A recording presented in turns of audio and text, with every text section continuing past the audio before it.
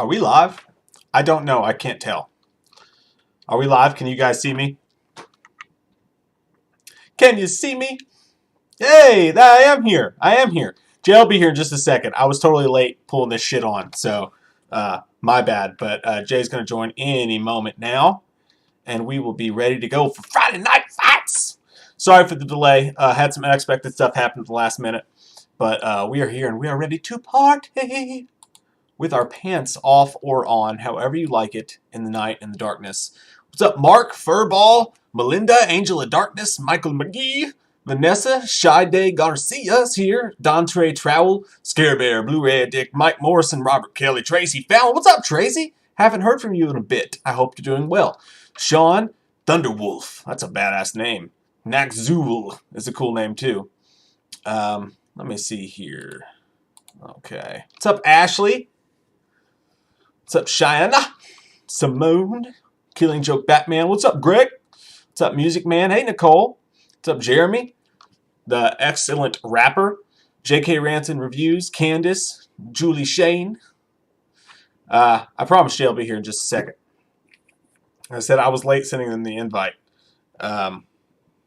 Text him right now. You can jump on.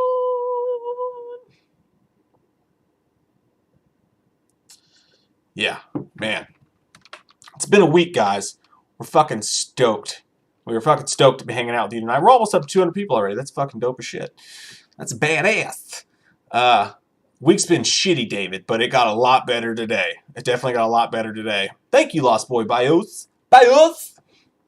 What up, Will? Vanderhoff? I like your last name. No, he did not. I hope he didn't. I sure hope he didn't. That's for sure. Man, you guys want to peep the bracket? Want to take a look, see? At this bracket biscuit? Let's see here. Boom.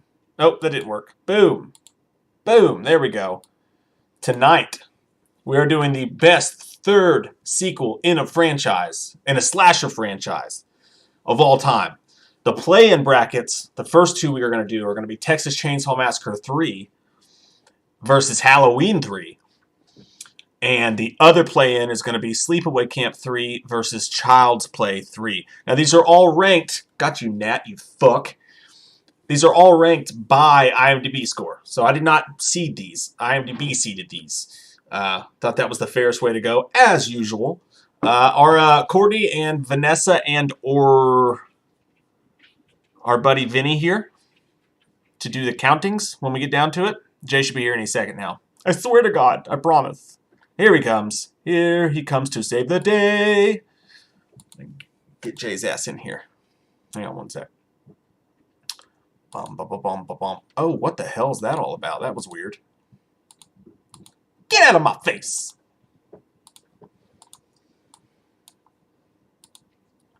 Alright. Let me get Jay in the room. Do do do do do do do do do do do do do do do. Here he comes to save the day. Can you hear me, sir? Oh yeah, okay. Okay. How you doing? Welcome to my naked show of times. Yeah, dude, I kept on trying to get in the meeting and I added too many zeros, but that never happens in my bank account. But it just happened when I was trying to enter the meeting ID. The worst thing is if you see all zeros in your bank account, and I've been there before. Yeah, many a time. Dark nights. You scan your Like, card at God damn Kroger. it, I should have bought those Batman Forever figurines. They were on sale, Dad. Jesus. Yeah. Oh man. Yeah, I was just telling them, man. It's been a crazy couple days. I think for both of us. But we're here and fucking nuts. we're ready to get butt sexual. I just performed a Pet Cemetery, y'all. That's not funny, but I'm not laughing at that. But you know what I'm laughing at. Hold on, this is frozen. Hello, guys. Hiya. Hiya, heya, hoa. Hola. Hoa, heya, hoa, heya. Welcome to Miami, Bambanino, Amiam. Oh, man, the screen's going fucking crazy. By the way, dude, I just watched a badass documentary that was just released today. You should check it out, man. I mean, you are going to be drenched, though, in like Shaq sweat from your eyes when you watch it, called My Brother Jordan. It's one of the best put together documentaries I've ever seen. Is it about Michael? No, it's about a guy's brother named Jordan that passed away of cancer. But damn, Oh. dude, that guy did a fucking phenomenal job. Like amazing. Well, that sounds really sad. I keep having problems with this. Hang on. I gotta get it fixed up. There we go. I think we got it right. What's sad though is that Hollywood. Now I do like that Hollywood video sign, but I'm surprised you couldn't find a Blockbuster one. Yeah, well, I was trying to find an actual desk, like an actual desk, like so it looked like I was sitting at the desk at Blockbuster, but no says I. It could not happen for me. Oh. It could not happen for me today. I could not find a good one. I gotta find one, man. By the way, there's nothing wrong with Hollywood Video. I just I accumulated a lot of late fees there, so I prefer Blockbuster. And they don't fuck around. They didn't fuck around with their late fees either. You have late fees at Hollywood Video, you will not want to touch it. Dude, they would send out fucking Tommy Lee Jones and fucking evaporate your ass if you had like $5 late fees. Yeah, dude. They call the house all the time, and then mom would pick up and she's like, "What do you mean there's late fees?" I was like, "I don't know, mom. That's a lie." They don't play, man. I can't say how many dates I had going into Hollywood Video, and they're like, actually, you can't rent this, dude, because you owe $77 on Hellraiser 3. Yeah, ironic, because that's in the list when they would tell your mom what it was, and it was like some softcore porn, like Body a Proposal. She's like, I didn't rent that. Skilliam Shatter said, "Wham filmed tonight on a potato." I don't know what that means. I don't know if you're referencing the quality of our cameras, but these are the best in the business. I'm sorry they look like poop. I can't get this zoom thing. It's being fucking weird.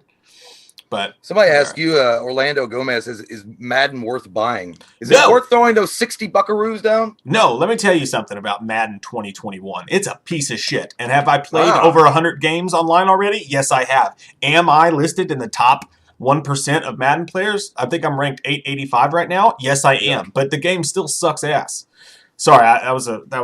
Well, if it's that bad, it's like being ranked that high in potato sack racing. I know, dude, but I can't help it. It's the only game I play, so I get into it. I like it's the competitiveness of it. I like. They did a shitty job with the franchise in the game, and they should be ashamed of themselves. But I like competing against other people on shitty platforms, and that's what I spent my time doing. That's what I spent the whole past 2 days doing. I've been kind of quiet the past 2 days because we had a COVID scare. Jay, you know a little bit about this. But we hang out with our neighbors from time to time. They're really cool. And we on Labor Day, we played some bottles. It's a Frisbee beer bottle game and basketball and hung out and stuff like that. But they told us like 2 days later that someone in their family that they had just visited tested positive for COVID. And then instantly I got all these symptoms. My throat hurts, my chest hurts. It's just allergies, thank God. But everybody was like feeling like shit all of a sudden. So I was thinking, man, and I don't know about you, dude, but I'm scared to death to get it. Like I have a feeling that if I got it, it wouldn't go good. It wouldn't go well. I'd be one of the people that it went really bad for. So like I'm scared to death of it. So for the past 2 days, waiting for our test, these past 2 days, dude, they've been hard, man. I've been freaking the fuck out. Like I can't calm. So basically that's all I did. Like I just played Madden for hours just to get my mind off of it, just because it's something to do. You know what I mean? But we went and did our rapid testing today, and it wasn't that bad actually, dude. Like I thought they were going to go do a saliva test, don't they? No, it's not a saliva test. They still go inside of your nose. But I was dreading it too because our 4-year-old and our 10-year-old were going to have to get it as well. But we went in there, man, and I had like a chocolate bar ready. I was like, "This is yours when you're done. It's going to be okay." It's going to be like freaking out. But dude, she goes in and like they don't go as far with the rapid test. They don't go all the way up to the brain. They only go like in here a little bit. They get a little bit deep, but it's like the flu test kind of, and it's not that bad at all. I think I handled it worse when they pulled it out like a big giant fat fucking booger from 12th grade be hanging on the end of it. Like, I'm sorry, I totally try to clean my nose. Oh, you don't just make those stupid ass jokes. Like, how many times have you performed lobotomies? Is this your third or fourth? Well, dude, I had to fucking pee though. Like we got there and it was like 40 minutes away because that was the only place we could get a test done.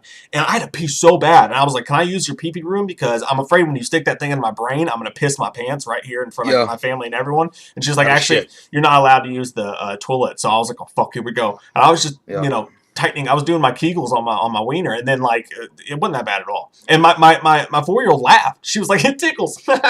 Like she was laughing. So it was all good. If you have to do the rapid test apparently is not that bad. And we're negative. I'd be like, "For God's sake, put it in." Just shove it in. I should have done the stew thing. I'd be like, Get it up, let's go." But no, it's all good. That was a fucking scary thing, dude. Like I would have been, like I know it wasn't their fault or whatever, but I probably been pissed shit at my neighbor. It's like, "You betrayed me. You come into my home when my children sleep. You betrayed me." They had no idea. So it's just one of those things. And thankfully, like we knew, like you and I didn't film, or I didn't go out, or I didn't do anything. So that's why, that's why it worked out okay, and everything's fine. And again, we're negative, so everything's good. Abby, I called you. You were sweet enough to donate us money, and I called you Appy. Abby S, thank you so much. Says, Mike and Jay, my husband loves you guys. Please wish him a happy birthday as Dr. Loomis. It's pronounced Kyle Sharning House Inn. Sharning House Inn. Sharning House Inn? Okay. Kyle. How you doing? Kyle Sharning House Inn. When are you going to open up your dojo and compete with Miyagi? Okay? That's what it sounds like. The House of the Rising Sun. I don't even know how to say your last name. I'm going to call you Kyle to make it easier. Happy birthdays. I hope you have the greatest birthday of all time. I appreciate it. I don't know what you mean to say. Okay? I hope you have a job. I hope you're doing well. Hope you take care of your children. If you don't have children, then get on it. Have some children. Populate. Anyway, have a happy birthday to you. Gary Crownless, thank you so much. She says, this super chat is for Sutter Gillette's mom's birthday. Let's have a drink in honor of her. That's so sweet, Carrie. That's the shit I'm talking about with these fucking people in this fucking community. You all are beautiful. Great, happy birthday, Sutter Gillette's mom. You know what she is? She's the best. The best a son can get. Gillette. Ow. To Sutter Gillette's mom. Happy birthday to his mom. I was gonna say I haven't watched all of Cobra Kai yet, dude. I do know it's funny that that one guy, the bad guy in it, I can't remember his name. What's the bad guy's name in Karate Kid? The blonde-haired kid, the bully. I can't remember. He says he's like, and hash brown it. He said a hash brown it, like he doesn't know anything about the internet. He's like, I'm not a fucking nerd. I don't know anything about the internet. He calls it hash brown. He's like hash brown it. So you got on that show. I know Cody's been trying to get us to watch it. Is it good? Yeah. I think I watched like the first few minutes of the first episode. And it seemed like it was awesome. I just didn't want to. I just wound up doing something else. But yeah, I'll have to check it out, man. Mad Hatter-thon, message retracted, but thank you nonetheless. You have an awesome name, and you're an awesome human being. Here we go. Mad Hatter-thon, Mad Hatter Girl-thon. Thank you so much. Says, Mike and Jay, please wish Eobard-thon a happy birthday. Eobard's got an even cooler name. Eobard is awesome. Eobard Thawne, is that the Reverse Flash? I'm not 100% sure. I could be wrong there. But happy birthday, Eobard. I mean, I hope you don't come back in time and kill Barry Burton. I've been playing way too much Resident Evil. Barry Allen. Don't kill Barry Allen. Okay, be a hero, Reverse. Happy birthday. Happy birthday, Eobard. You guys are fucking awesome as shit. Drew Tyler, thank you so much. Says, don't feel, and Mike, they swabbed all my holes. Ooh, they got him up the bum chute. Nice. So you got a prostate and a fucking COVID test all at the same time. If I had gone, I wanted the smallest one to go first because I didn't want her to see us go through it and then get freaked out. But if I'd gone first, I'd have pulled my pants down and just like bent over, and be like, okay, I'm ready. And she'd be like, put your dick away, put your butthole away. I've been the worst dad ever. I'm like, all right, kids, go first. Go, do it. Get that out of my face. And then I want a full report. Did it hurt? Tell me, did it hurt? Don't lie. I'm just here to support them. I'm not testing today. I'm not testing today. But no, if any of you guys have to go, do not fear. I don't know about the one that takes a couple days, but the rapid one, not bad at all. Not bad at all. King of Evil, Ganondorf, Jack Meyer is back. Hey guys, remember me? Just dropping in real quick. I need to sleep. Been up for 24 hours. I'll watch the stream later when I wake up, and Michael Myers, who decided to come through my computer screen, is passed out on the ground. What you don't want to do is what that fucker with the sea shanty guy in Halloween 5 did, and just let him lay around thinking you're taking care of him, and then you wake up one day and he bashes your fucking head in. Do not. Yeah, don't be a dumbass and go get him a new mask that doesn't even tuck in. Yeah, Jesus Christ. Exactly. Where did you buy that shit? Dollar General or Rule King? I want to know. Rule King with a free thing of popcorn. That's why he killed him. He's like, you ruined my fucking mask, dog. I would be too. He's like, that's all I got. I'm not smart enough. I don't have any credit card. I can't go out and buy me a mask. I got to steal my shit. And then I see you got me fucking old man Hickory Joe mask laying there, and I got to wear it now. Good job. Thanks a lot. No, it's good sleeps to you, King of Evil Dwarf, Ganondorf, Dragmeyer. Have a great night, my friend, and get your rest. Glenn Harris, thank you so much, man. He says, in 2002, I worked at Hollywood Video, and someone filled the drop box with what I estimate was 20 to 30 bottles of ketchup. Oh, shit. I still think about it. Fucking nasty assholes. That's fucked up. That's fucking gross. Like someone really what a bunch of dirty, bunch of savages in this town. Did you say that? Bunch of savages in this town, like fucking Randall from Clerks. I never even thought about like that prank. I never thought about putting like anything in like. Thank God it wasn't Jared Leto. They would have used condoms in the box. Nastier.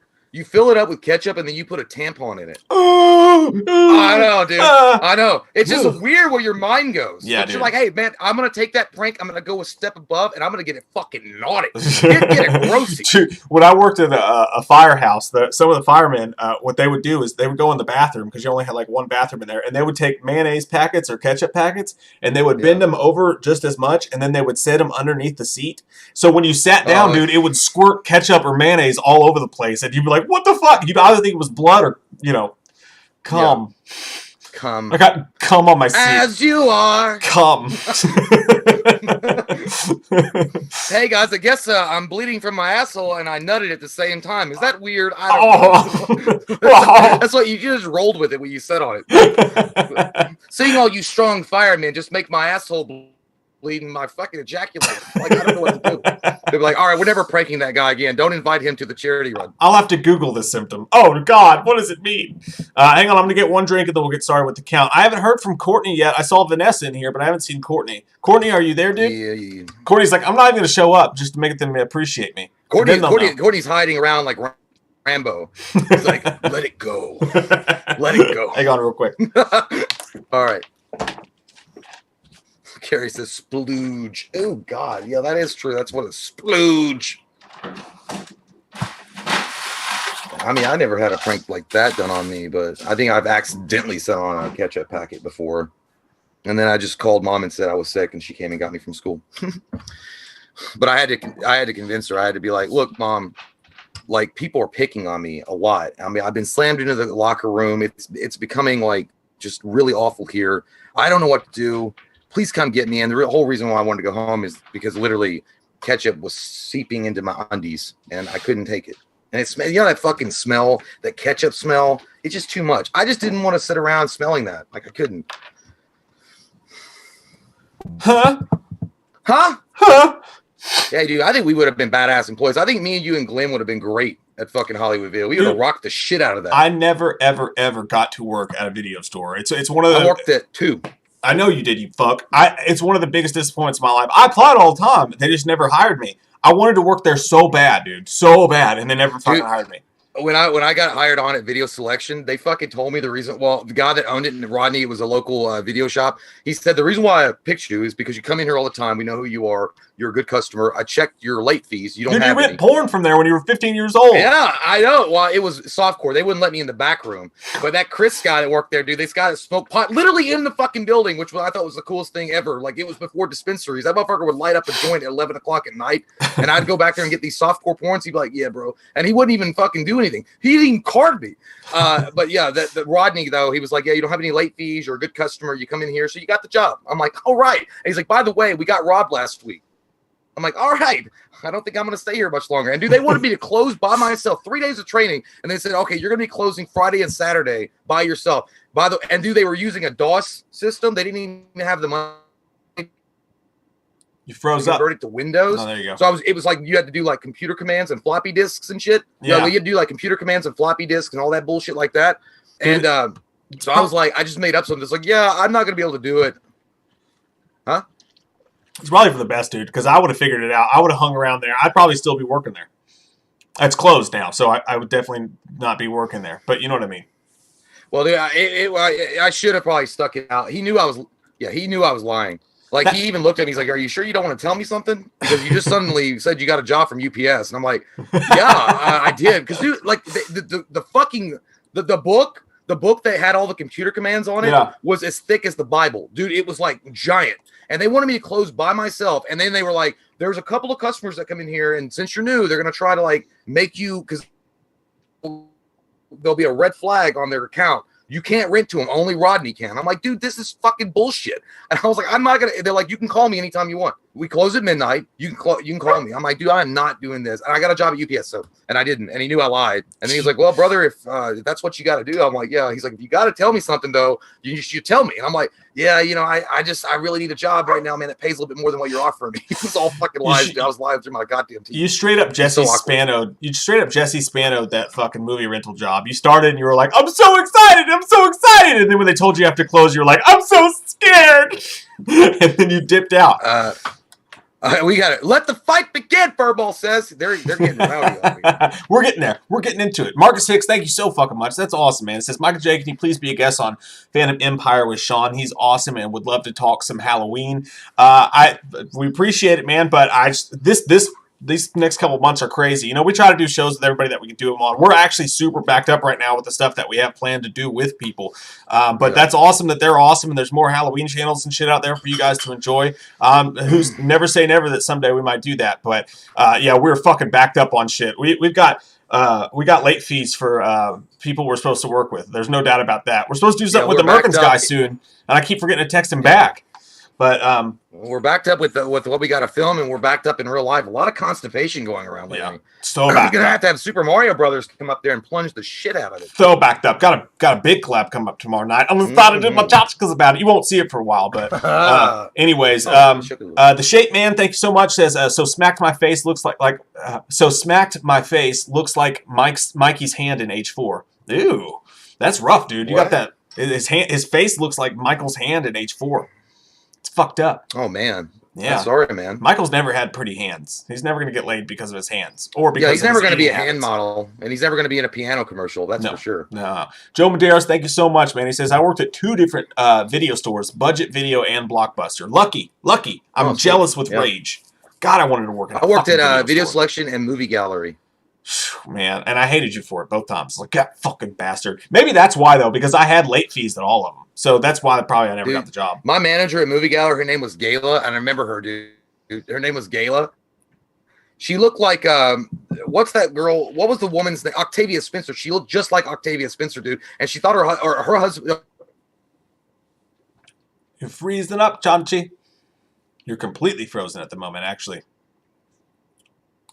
Come back to life. Oh, God, why? It's like my 3rd day there. I was like, I don't know. Gayla, like, whatever her husband, she's like, has he come down here today? And I'm like, yep. Like, and then one time I had to take her fucking son to a soccer practice. I only caught the ass into that because you froze up really fucking bad, but like one time, Gayla asked me to take her son to a soccer practice and drop him off. It was like my 3rd day there. She's like, can you take my son to drop him off at a soccer practice? I'm like, I guess. I never met this kid before, and I was like 17. I was like, I gotta have a job, so yeah, I'll do it. That's fucking. And wash my car when you're done. It was up in Mount. So you know how that goes. Yeah. All right, cheating on everybody up there. All right, I'm gonna save the free. I'm afraid that you're gonna freeze on me again. I'm getting scared in my butt. All right. Yeah, you've frozen a few times too. You get blurry. It's weird, man. Let me see something. You got some background shit going? No. Has anyone heard dial-up is good. Has anyone heard from Courtney? We can't get the count started until we hear from Courtney. What the fuck? He's in there. Courtney's in there? Okay. Kelly says, I'm a taint model. I'm a taint model. I spread my butt cheeks as a taint model Mike Ancho. All right, let's get the fucking thing going, guys. Are you ready? We have 311 viewers right now. Shout out 311. Just creatures bore away. 311. That's a good number. That's a good band. That's all right. Weird because that's going to be my next title album. All right. So for the first count, I didn't even get a chance to ask who the new Biscuit Boys are, but I want to welcome everyone new. If this is your first Friday Night Fights, you are a little biscuit boy or a little biscuit girl, and I just want to tell you that we really appreciate your fucking biscuits. We really appreciate your fucking biscuits. Now come get some gravy on them. You coming off like Seabass. Just go to a happy place. This little biscuit boy is about to get gravied on. All right, so here's the rules. Here's the rules. Sorry, I didn't mean to cut you off there. What we do is we pick a movie. So we'll start with one of the play-in brackets, which the first play-in round is going to be Sleepaway Camp 3 versus Child's Play 3. Now, what we'll do is when Jay gives the call sign, what will the call sign be, Jay? Thou shalt not fall. Very nice. Me likes it. I don't know. I like it. I just like it. So when Jay says, when Jay says, thou shalt not fall, you are going to vote number 1. You're going to type in the number 1 for Sleepaway Camp 3, or you're going to type in the number 2 for Child's Play 3, whichever one you think is the best third slasher in a movie franchise. Now, you can only vote one time, and I'll type on the screen when to start voting and when to stop voting. After I type stop voting, your vote won't count anymore. Are you fucking ready? Get it to me, Jay. Hit me. Ready to protect? Thou shalt not fall. All right, so vote now. Type in number 1 for Sleepaway Camp 3 or vote number 2 for Child's Play 3. I really stretched my vocals on that one because it hurts. I liked it. By the way, I didn't see Cordy. Cordy had actually messaged me earlier. He's like, him and Vanessa are ready to count every single Reese cups in Walmart. That's gonna be a long time. You guys are fucking those people that do the inventory. They're champions, man. They're champions. For me, this one's Child's Play 3, dude. As much as I don't love the Child's Play franchise, and Child's Play 3 especially, because there was really cool parts in it. That had the dude from The People Under the Stairs in it as the haircut guy. They had the military school aspect to it. There's really cool parts in Child's Play 3, but the entire middle of that movie, when they did that whole, like, they went and did the whole fucking war games and all this shit and, like, went away from the plot, and it ended up being boring. It's actually one of the very first horror movies I ever saw in my life. I'll take Child's Play 3, but Sleepaway Camp 3 is just kind of like, it's a Sleepaway Camp sequel. Like, she shows up, she starts killing people. It's got kind of a punk rock vibe to it, which I like. But it's just kind of like there. The gore's not that great. The kills don't play out that great. I'll take Child's Play 3 on this one. Yeah, I'm going to go with Child's Play 3, too. I don't know. I always, like, I know that movie's not great. Or, I know it's not. But for some reason, like, the military school aspect of it always drew me to it. I don't know why. Yeah. It always made me feel so fucking 90s. I liked it. I loved it. I want some more of it. I tried so hard. It just put me in the zone, man. Like, I remember I even rented that shit a few times. Like, why'd I do that for? Like, oh yeah, it's because it's got like nostalgic flavors going all through it. Like it's fucking Chester Cheetah trying to sell you a new bag.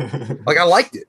And Sleepaway Camp 3. I don't know. Like, dude, honestly, Sleepaway Camp, the first one was great. And then after that, I never really kept up on the sequels to that. I think I just watched Sleepaway Camp and then I was like, yeah, I'm good. Yeah. Like the first one had such an iconic ending. It was really, you can't do, obviously there was more story to tell, but that ended on such a great fucking high note. Yeah. I don't know. I just never felt like it was worthy of a second watching as far as the sequels go. Yeah. That's just my opinion. I know people love that movie. The only great thing about Sleepaway Camp 3, dude, is the guy who's running the camp. If you guys have seen it, like what they do is they take poor kids and they take rich kids and they make them come to the camp together as like an experiment and learn to share and understand each other.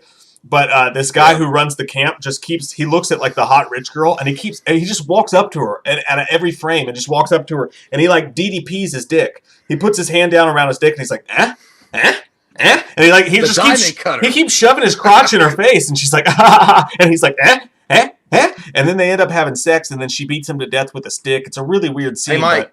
Was that Duke University? It's too soon. Are they here? It's always too soon. Are they here? Well, fuck them. Guys, only vote one time. If you vote more than once, none of your votes will count because that's the way we play the game. Yeah, man. And again, it really is for Child's Play, man. Like, again, I know people fucking, but by the way, that even the opening of that movie, Child's Play 3, is fucking gnarly. You know, when they have that mixing of the blood and it looks like blood and they're painting him and the whack. I was like, well, that's nasty. And the death scene. Damn, Chucky's going through shit to come back. When he kills the dude in his little boardroom or whatever, that was a pretty cool scene too. There's things I like about Child's Play 3. It's not my favorite. I even like the fact that he was like diabolical enough to switch out the blank rounds with real ammunition. Yeah, that was cool. Oh my god! But damn, it also is fucking evil. I hate it though because it reminds me of The Crow and I get upset. Sorry to bring up that fucking dark memory, but okay, so stop Matt voting. Hatter says, dude, it's really weird. I was actually just talking. Well, you can go ahead. No, you're good. I was voting. Oh, what the fuck did I just do? Yeah, stop voting. She was actually she was saying that she liked the Stepfather series. I actually was talking to April last night about how good the Stepfather, the original Stepfather is. Like, I never saw the remake, and I don't remember much on Stepfather 2, but Stepfather 1 was fucking great. Dude, actually, and I really wish, like, honest to God, that we could have gotten those in these, because I don't know what those are ranked on IMDb. I don't know if they would have fit in, but the first Stepfather movie, you're dead awesome. On, dude. Fucking awesome. John Locke is the Stepfather. So good. He's like, wait, who am I supposed to be here again? That's such a good fucking movie, man. I got to get into those sequels, though. I got to get into them. So shout out to the Stepfather series. Someone mentioned Saw 3 earlier, and Saw doesn't really count as a slasher franchise. It's just not a slasher. You know what I mean? And these are all... I guess you could quantify it as being a slasher film, but it's more, to me, it's always been like more of a mystery thriller with horror elements in it. Yeah. We missed some super chats here. I want to get to real quick. William McLeod.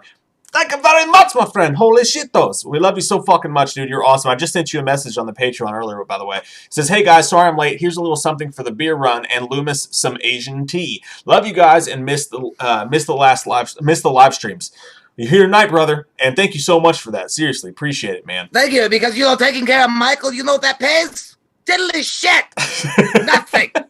The budget keeps on getting cut. If I keep going the way that I'm going, you know what I'm going to do? I'm going to wind up with a career like goddamn MC Hammer. I'm going to be in the slammer.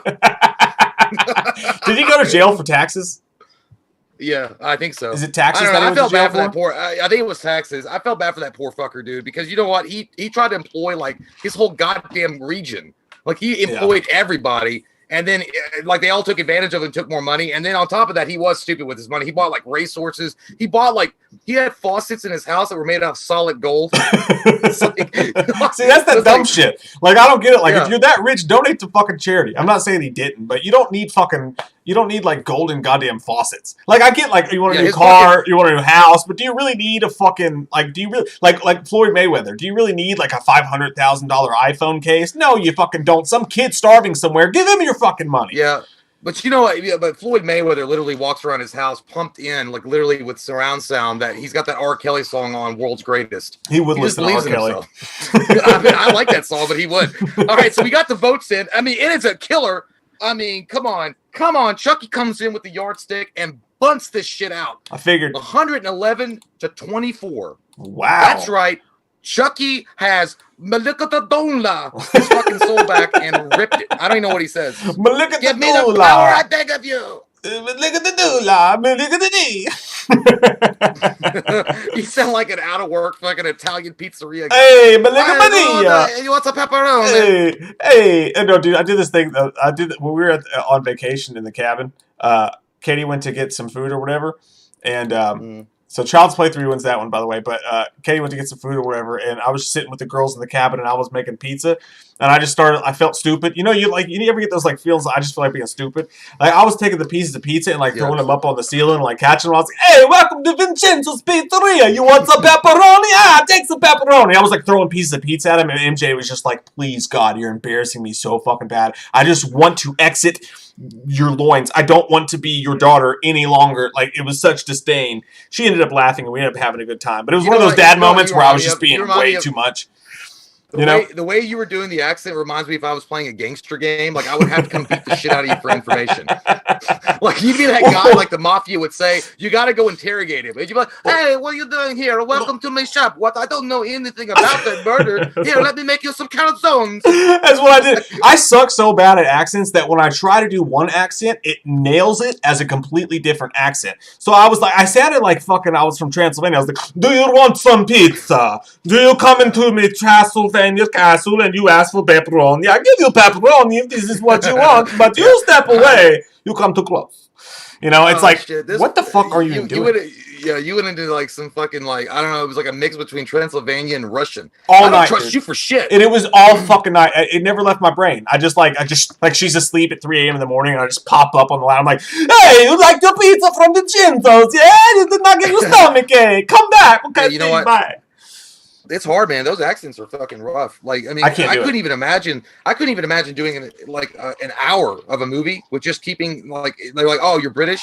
You're gonna do a British accent." Because I go from like very prim and proper, like C-3PO, like, "Hello, my name is Vincente, and I'm going to be your guide today." See, you're way better. Then I won't get down rough and ready, right? Like, listen to me. You can come out of a dark alley and you go on like present yourself. I'm gonna fucking put a club in your, and then it's like it goes into somewhere else. Like, but at least you can land. Imagine. At least you can land the accent you're trying to do. Like, if I try to do, like, what you're doing, like, "Look, I'll come out of the alley and I'll go down the Windsor Pit." I sound like a fucking surfer all of a sudden. Like, I go to do one accent and I nail a completely different accent. Like Russian. I can't fucking do it. I got Russian. It's like, "So you'll come to me with your vodka and your promises, but let me tell you something about the Eastern role. Like, we don't take any business. I kill you where you stand if you fuck me. If you fuck me, you're dead. I will chop off your face and I'll wear it as a Halloween mask." Okay? I go totally fucking Italian. There's like, "European juice. You'd be just don't you ever fuck me, Tony. But Jonathan, man, thanks so much, man. He said, where did the Subway sandwich joke come from? Thanks, Jonathan. Yeah, thank you so much. It wasn't the Subway. I don't know. Like, I just do that voice. I did that voice for a long time when I talk to my pets, like my dogs. I'd be like, what you doing up there? You just being like, you just laying on the bed, not doing anything like that. You licking you safe. That's kind of nasty. That's how I talk to my dogs. Like, I just talk to them with a stupid baby voice. And I like Subway a lot. So I just incorporated it. So I was like, so anyway, me's gonna ask you something real personal and straightforward. When you go on Subway sandwich shop, because me is still not put long. So anyway, you take your time, but you definitely need to get your Subway sandwich on the stage. So yeah, that was it. Action 3 said Mike do a Kentucky accent. That's one I can fucking do. You just get what you do, man, is you get down here and you just like, man, I want to do some fucking Friday night fights. I'm gonna get me a can of tobacco and I'm gonna get me some Cheetos. And I ain't gonna fucking listen to Marie and what she says. She can go fuck herself. I don't care. I am all the way for Trump's army. I don't give a fuck. Okay? I didn't mean to bring up Trump there. Sorry, let's not talk politics. Brian Strom, thanks so much, man. He says, man, I'm ready for the Packers game Sunday. Also, did y'all see Lillard's post about Stu on his Twitter a couple days ago? I'm so fucking ready for the Packers on Sunday Night Football in the steel cage. I'm fucking ready, dude. In the steel cage with no fans. No fans. How much do the tickets cost? I want it. I can't. Get me in there. I'm so fucking dude. Fucking football's back and it's amazing. I do know that. I do know one of the big screen news that came out that Def Campbell actually officially. You went blank there. I could see you. No, I said that. I know that one of the big news items that came out was that Neve Campbell had officially confirmed that she is back in Scream 5. Yep. So a lot of people were blowing trumpets up their asshole on that one, and that's great. I mean, it's awesome. Cool beans. It's crazy. It was really, it was a very stinky trumpet, but they were doing it. When that news came out, dude, like that was right when all the COVID shit happened in my house, and I was like all depressed and scared and shit. So like I didn't even look at my phone or computer or anything for a while. I just needed to check the fuck out mentally. But when I opened it up, it was like 72 people were like, "Hey man, did you hear? Hey man, did you hear? Hey man, did you hear? Hey man, did you hear?" And I'm like, I fucking know. It's great. I think it's fucking awesome that she came back. But what he's talking about is and thank you guys. I'm not bitching. I love the fact that people care what we think. So I'm fucking stoked whenever you guys hit us up and tell us about all this shit. Not complaining. Don't get me wrong. But no, Matthew Lillard came out and he made a joke on a tweet and he was like, hey man, he was like, I think Stu lived. He was like, I mean, it's a TV on the face. He could survive that, right? And he like tweeted that. And I am 110,000% in agreement with him. I think Matthew Lillard should fucking come back. And it actually pisses me off because that tweet proves that he's not coming back and it fucking sucks, dude. I wanted him to show up as the killer. Look, I know Matthew Lillard played Shaggy a lot. I'm sure he smoked at least 10 bags of fucking weed. But I don't care how much weed you smoke. That motherfucker had a goddamn tube TV, a giant fucking TV in the olden days that weighed at least 60 fucking pounds that was plugged in, drop on his skinny fucking face. Give that motherfucker some scars. Give him some scars. Dude, Dewey got stabbed in the back. People survive shit. Hey, dude, you know what? The thing is that the little flat screen TVs that we have now weigh like a buck. Like, they wouldn't weigh anything if they hit you in the face. I know, but dude. This thing was a fat, giant tube TV. That's fine. It could have landed softly. Killing me softly into the night. Sony. You know what? I love fiction sections in the libraries too. Hey man, I like to also look at the truth. Every day in this fucked up country, somebody gets shot point blank in the head and survives. Like a bullet goes through people's brain and they literally survive it. Like, so yeah, I mean, I'm not that fucking. It's movies, dude. Bring him back. Bring him. I think that Stu's dead. But I would say this. You're fucking dead. I am inside for years now. But I think that what I would do is, like, I think the only way you bring Matthew Lillard back into the mix is like what we had talked about anyway on the stream update is you make it like a new Nightmare kind of scenario. Then you can bring back everybody. Yeah. That's it. I'm down That's with that. The only logical sense because, again, you know, I know it's scary movies and it's fiction. It's whatever. You're allowed to bend and play with reality a little bit. You know, tickle the tank when you need to. But at the same time, Scream has always been one of those movies that feel like it's set in a realistic kind of tone. So you don't want to fuck that up too much. You don't want to go like too far in Nightmare on Elm Street, like Myers like territory. So if you just make it where like, hey, all this shit was like a new Nightmare meta, then I think you're able to bring Skeet Ulrich back, 100%. Matthew Lillard, all of them. 100%. I love all the fucking football excitement, man. God damn it, does this country need fucking football right now? All right, let's get it. Michael Myers is dead. He's dead. I'm going to Yosemite. You can say chain to your dead brother. Ryan Strom, thanks so much, man. He says, also, Dylan Minnette from 13 Reasons Why signed on. And so did Kyle Gallner, who was the main dude in the Nightmare on Elm Street remake. And he was also in Megan's Body or Megan's Dead Body or Megan Fox is Hot and a Vampire, that movie. He was really good in both those movies. I'm excited about him showing up, too. But all right, fucking, and suck my dick, on to the Tom. next. No, yeah, let's do the next one. Let's get it inside of you. Next up, we've got the other play-in bracket. We've got Texas Chainsaw Massacre 3 versus Halloween 3. Oh, me goodness. Oh, my. Oh, wow. Oh. Now, wow, you really turned it over and stuck it in without me even being ready for it. Ouchie potatoes. But yeah, Halloween 3 is the lowest ranked movie on this list per IMDb. Halloween comes in at a fucking 4.9 ranking on IMDb, which is why it has to survive. Average. It has to survive the play-in bracket to even enter the list. So Texas Chainsaw Massacre 3 versus Halloween 3. Here we go. The call sign is going to be, stop it! Stop it! Stop it!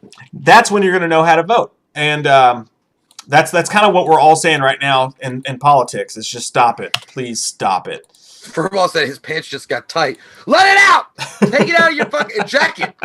No one can see. All right, so when I scream stop it way too loudly in the microphone, you're going to start voting. You're going to vote number 1 for Texas Chainsaw Massacre 3, or you're going to vote number 2 for Halloween 3, Season of the Witch. Are you ready? Stop it! Stop it! Stop it! Start voting. Oh, shit. What did I do? Are you ready for the sequel?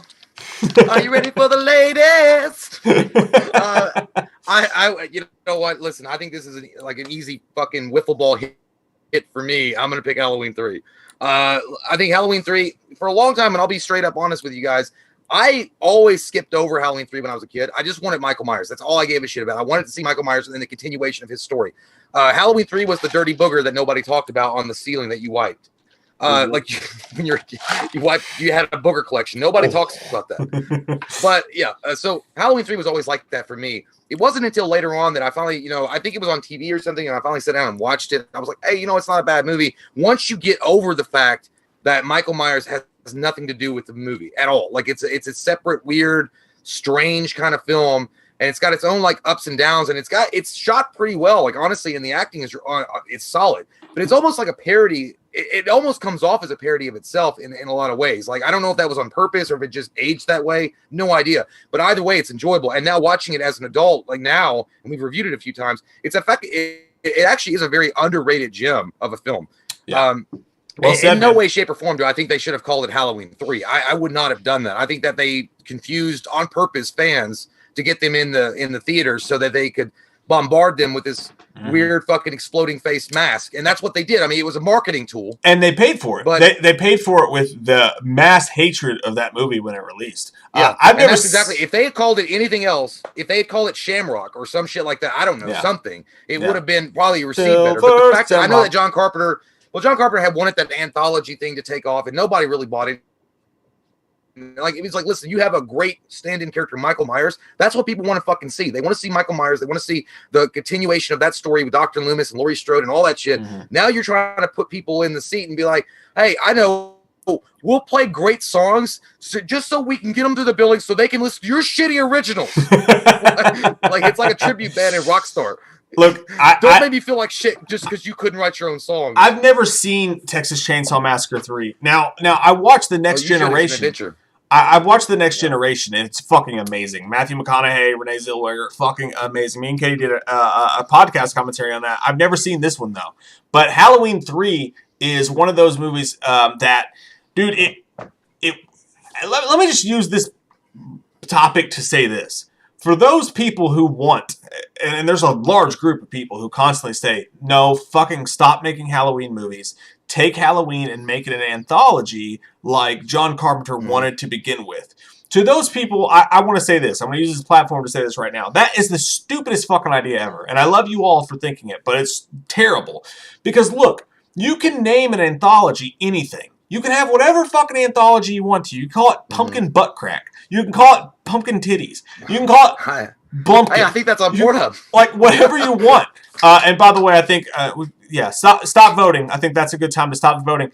But, like, if it's, like, how is it a Halloween movie if it's an anthology? Like, you can make any anthology you want to, but if it has Halloween in front of it from this point on, that's tied into Michael Myers. If you make Halloween an anthology, it's no different than any fucking other anthology, except for it takes place on Halloween night. I mean, why even fucking bother? It's just another anthology.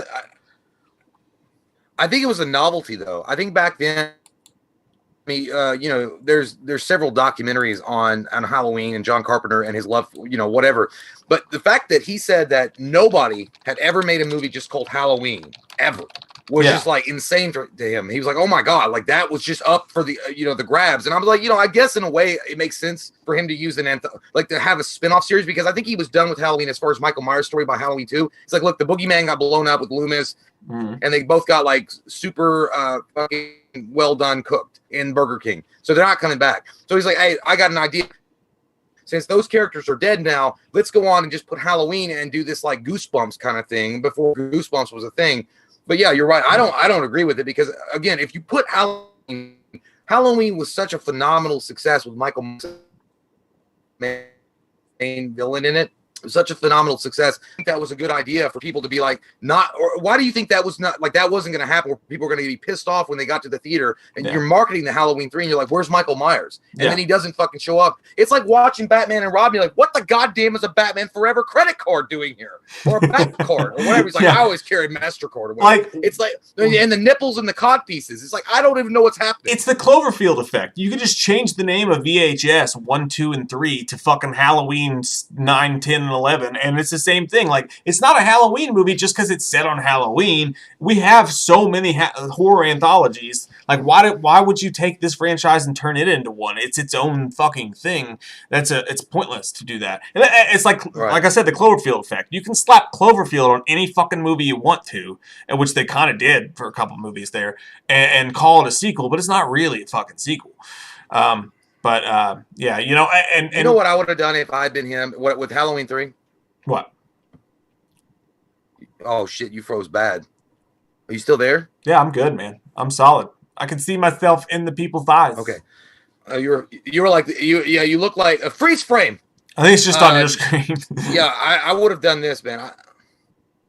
No, I mean you froze on there too. But I would say this. I would say that what I would have done with Halloween 3 is I would have taken Halloween 3 and I would have made at least a cameo of Michael Myers at some point in it, or just something like maybe he was walking around with a burnt fucking side of his face, or you know what I mean, dude. But just thrown him in somewhere in the movie, and I think people would have been like, at least, I don't know. It would have been so easy for him to be maybe the the last. hate wouldn't have been as bad. It would have been so easy for him to be the last Borg. If he was the last, like all of a sudden Chalice gets through all this, and maybe the phone call works. Maybe the stop it works. And Chalice turns around. You add 20 minutes to the movie. Chalice turns around. His kid calls. He's like, "We're fine, Dad. You stopped it. You saved everything. Everything's fine, right?" And then Chalice turns around, and then fucking Michael Myers is walking out of the plant like, and he's like grabbing his face, and he's got the Myers mask on. Well, I wouldn't want him to be a Borg. That again, it would have been fucking awesome for that movie, but it would have fucked with the origins of Michael Myers, which would have not been okay. But for that movie, it would have been fucking gnarly. You know? I wouldn't want him to be a Borg or anything like that. I just meant like even him just fucking walking around somewhere. Like if the last the last shot of the movie is you see Michael Myers like coming out of a burning building that's fucking the hospital, and he's walking away, or like you see a man just the back of him with burnt hair and walking back. Yeah, like he's like, I got to get out of here. But by the way, we got the votes in, and welcome back to Shamrock Town. 88 to 50. The Shamrock masks pull it out. They put it in your mouth, and they don't give a fuck if you're from the South. That's my mouth. Shamrock's Halloween 3 wins. You can eat 88 me out. to 50. By the way, that my song, motherfucking mouth. Ooh, they did a really good job with the Shamrock song. That also got really fucking stuck in your head. I really am trying to think about the first time I watched Halloween 3. It had to be on one of those like Joe Bob things or something. Like because I never ever rented it. I never rented it because I mean when I was a kid and you would go to the movie store, you would never rent Halloween 3 if you're on a Michael Myers kick. You would find out like, oh, that's not got Michael Myers in it. Yeah, but I do like Halloween 3, and we'll get a chance to talk about. We'll get the chance to talk about it again here in a little while when it takes on the number 1 seeded and rightfully so, A Nightmare on Elm Street 3 Dream Warriors, which is fucking crazy. Skill set. Yeah, that's probably that's the fucking Mike Tyson walking through. Yeah. That's the guy with no music walking through guys, now with a black cloak on. I don't think. Oh, I accidentally put Child's Play. I gotta fix that. Hang on, real quick. Let me see here. Fuck, my bad, guys. Did not mean to do that. Let me cut Monster that Vision shit out. So crates Johnson. Yes. So Monster Vision. I love Monster Vision. Now that we have our official bracket to go, let's take a quick take turns taking a quick pee break, and then we'll go fucking lightning fast. We'll go into these rounds real quick. So the stage is set. When we get done taking our little breaky poo, we'll go with Friday the 13th 3D versus Child's Play 3. That's a good one. The other matchup, Scream 3 versus Psycho 3. Mm-hmm. We got Hatchet 3 versus Hellraiser, and A Nightmare on Elm Street 3 versus Halloween. I think Halloween might be the only one that probably has no goddamn chance. But other than that, all these are up for grabs, I feel like. Actually, except for Child's Play 3. I think Friday the 13th Part 3D is going to fuck Child's Play up. Skilliam Shatner says, Bob King Genghis Khan. Skilliam Shatner says, Bob Genghis Khan from Bill and Ted. He's like, he also enjoys Twinkies for their excellent sugar rush. This dude totally ravaged China. We learned 5 minutes ago, totally ravaged the mall.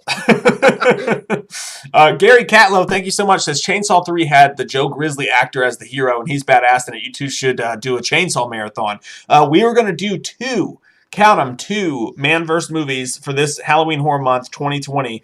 We're going to go fucking hard, and that's when we watch an entire franchise in one sitting, and you can watch us fall to shit as we do it.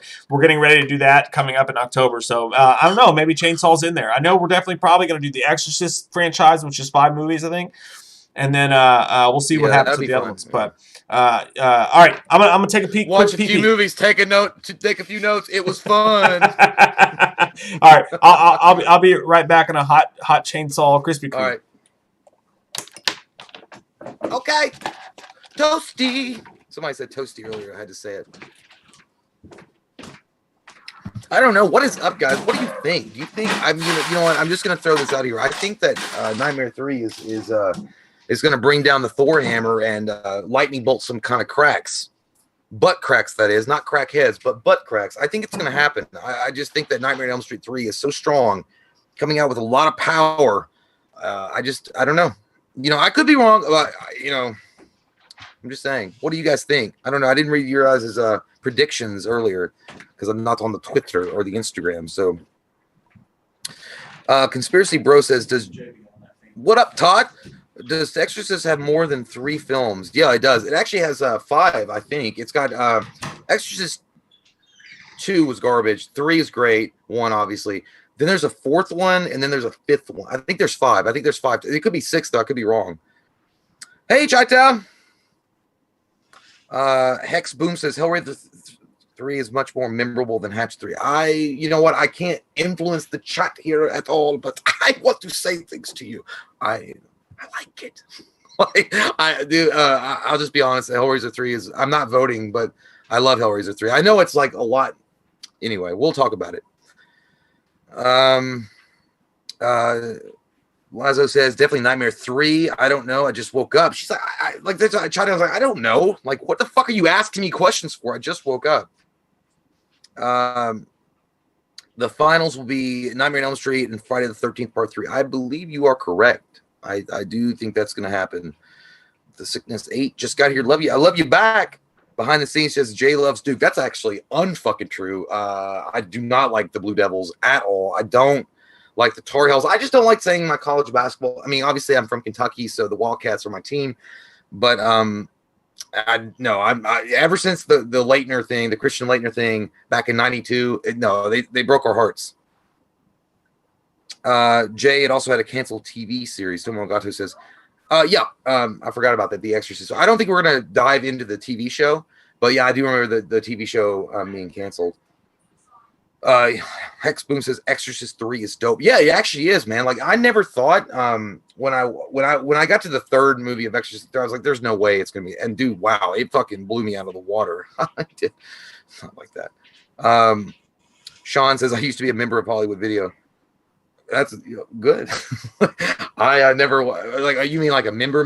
I had a membership, and then I owed a lot of money in late fees. Well, that's true. Courtney says technically the directors did say H2O is a direct sequel to Halloween 2/81. Yeah, that's true, man. Again, I'm not responsible for making the list, but that's actually very fucking true. If you'd thrown H2O in as a third mix, I mean, things would have got really interesting. But yeah, I don't know. It's something to think about. Mike Morrison says, "Hey Jay, what's your favorite scene in Nightmare 3?" Oh man, there's so many good ones. I gotta say my favorite scene. There's two, and I know most people are gonna think this anyway. Is the part where he makes the kid walk. Oh god, it's so fucking gross. But he pulls out the veins and like puppeteers him around. Holy shitholes! I'm like, I can't. I'm not ready for it. It was gross. It was nasty, and it really set the the stage for how bad Freddy was gonna get. And then my second favorite is obviously Welcome to Primetime, bitch, when he pulls her into the fucking screen and she's just hanging there. Holy shit. But I mean, as an honorable mention, I'm also going to throw in where the kid that's like in D&D real bad, and he's like, I'm the Wizard Master. I roll fucking natural 20s. And he's running towards Freddy. And then Freddy like up chucks his fucking guts. And he's like, sorry, kid, I don't believe in fairy tales. I was like, whoa. Can someone drop in the soundtrack? Notorious. Like, I felt like at that time, I don't know. Yeah, but that was it, man. That was it. Jamie says, Jay, is April from Pennsylvania? She's actually from Pennsylvania. Yes, April is from Pennsylvania. Pensacola, Pennsylvania. No, I can't say where she's from, but she is from Pennsylvania. Yes, she's a huge Eagles fan. Ah, yes, isotoners. Yeah, it was cool. So I was just asking them earlier what they thought like it was ultimately going to come down to. A lot of people are predicting Nightmare on Elm Street 3 and Friday the 13th Part 3. Yeah, dude, it's gonna be gnarly, man, when we get down to it. And then Courtney actually said something earlier. I didn't even know this, but he said that the people that made H2O, they said that was technically a sequel to Halloween 81. So that could have probably been shifted in there for H2O. Damn, dude, that's a good fucking point. We caught a lot of flack. Courtney is just like that. We got a lot of flack for doing that last time, so maybe it's better that we forgot. I do want to say, though, Sutter Gillette just said, hey, Jay, my mom would have been 50 today. It's really sucked, but I've looked forward to this the whole day, and I'm here with my vodka. Love you guys. You're making me smile and laugh even through the day. Sutter, man, we fucking love you, and I'm so sorry that you're going through it today, man, and I couldn't imagine, and I just want to let you know that we're going to try to have as much fun as we can in honor of you and and your mom tonight, man. We love you, dude. We love you, man, and we're here for you. Yeah, sorry, man. Sorry about your mom. Yeah, for sure. We're gonna keep it real fun here. We're gonna have a good time. We're gonna celebrate her in the way that she needs to be celebrated with the good times, okay? And let the good times flow, and that's what we're gonna have. Goddamn right. We love you, Sutter. All right. You know what? And you know what? One day we're gonna give you a bunch of Gillette razors, like brand new, and you're gonna love them. They're gonna be smooth. They're gonna be so smooth. I'm gonna go pee though. Oh yeah, I forgot. You have to pee. I totally disregarded your feelings. As I'm one to do. I'm a terrible person in that way. But yeah, man, you got nothing I can see in the chat here and from Carrier and everything. Nothing but support, man. And we're fucking here for you, dude. So and that's the beautiful about these things, man. This community is so fucking cool to each other. You guys are always so fucking rad. And, sometimes things go, a million miles a minute here, but it doesn't mean that each and every one of you guys and what you're going through today doesn't matter. And I just hope that you guys can have fun. And, that's what it's been all week, man. Just try to enjoy life and forget about your problems for a few minutes. And if we can do that, man, that's the best fucking prize of all time. So we love you, dude. Love all you guys. This is the best fucking community ever. You guys are so fucking awesome. And we love you. So, Blu-ray Addict said, yeah, I bought Michelob Ultra when I heard Jay talking about it on a stream, so I picked up a case. Now it's my favorite beer. Well, I mean, Michelob Ultra is fucking piss water, Blu-ray Addict. It's piss water, but sometimes I drink it too. Michelob Ultra is a good, like, I'm going to be drinking all day beer. You know what I mean? Like, I like IPAs. I like pumpkin beers. I like thick shit. I like all that stuff. The craft. Obviously, I like my whiskey and my vodka, but if you're going to be day drinking, Michelob Ultra, Coors Light, you can't go wrong. Hey, what's up? Jamie Wright's here, man. You're fucking awesome. I like the face and the way it smells and sometimes tastes. Oh, what, by the way, is everyone drinking tonight? While Jay's peeing, let's talk about what we're drinking since I mentioned that. Got some Maker's Mark. That's a soda pop, YouTube, in case you're wondering. And Diet Pepsi. Mud Nelson said thick beer. That's like booty beer. I got that booty beer. Action says Michelob Ultra sucks. It's a better tasting Bud Light. I'll give you that. I bought a 12-pack of Michelob Ultra a couple weeks ago when we were filming. Sometimes you got to do that, man. Sometimes you got to get in there. What's up, Michelle? JT Customs is on water. Respect. It doesn't have to be alcohol. Tomo Igato's got milk and Krispy Kremes. Casey's got the Bud Light going on. Skilliam Shatner's drinking Granny's peach tea. That sounds like it would fuck you up. Mark Dorman says if he's long distance drinking, he goes with Modelo Especial. Cherry Pepsi, of course, for Vanessa Moreno. Cheers to you, Ray Ray.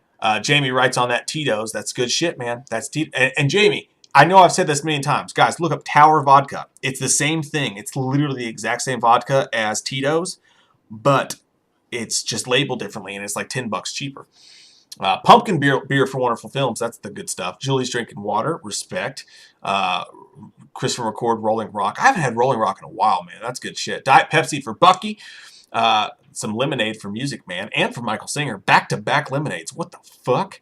Michael Stapp's on that water. Respect, sir. Sean Davis, of course, is on Wild Cherry Pepsi as well. You and Vanessa with the Wild Cherry Pepsi, man. You get it going. Ashley Pendleton's drinking cranberry vodka, which is what my wife's drinking right now. I got into those for a little while. That's some good shit. But the liquor store, they only have regular Sprite.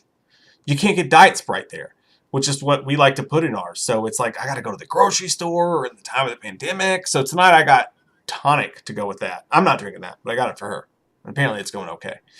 Milk for Mr. Horror Nerd. I like it.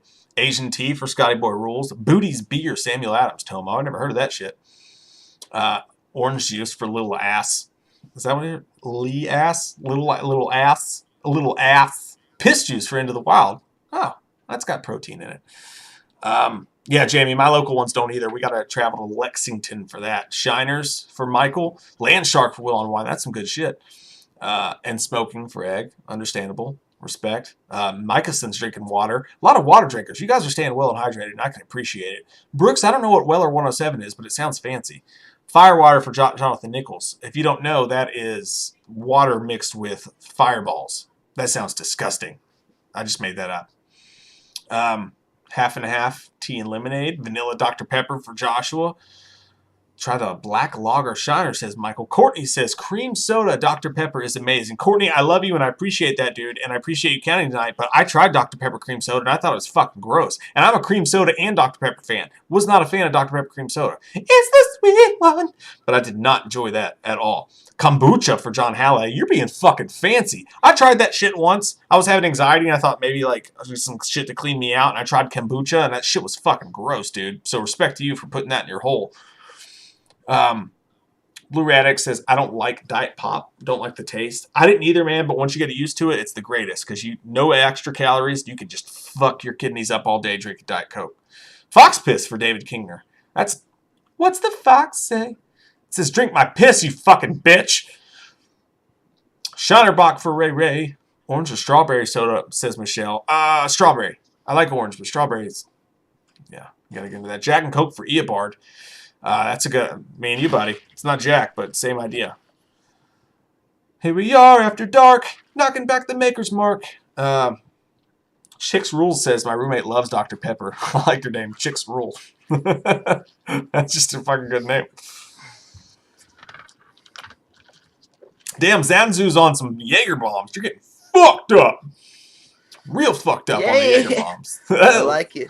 All right. Notorious. What's the one song? What is it? How does it go? We used to sing it all the time before we'd film. David Bowie. It's Fame. Fame. What you want, what you get. Fame. All right, let's do it. Let's do the next one. Let's get this shit going. All right. Coming up here, we got Friday the 13th Part 3.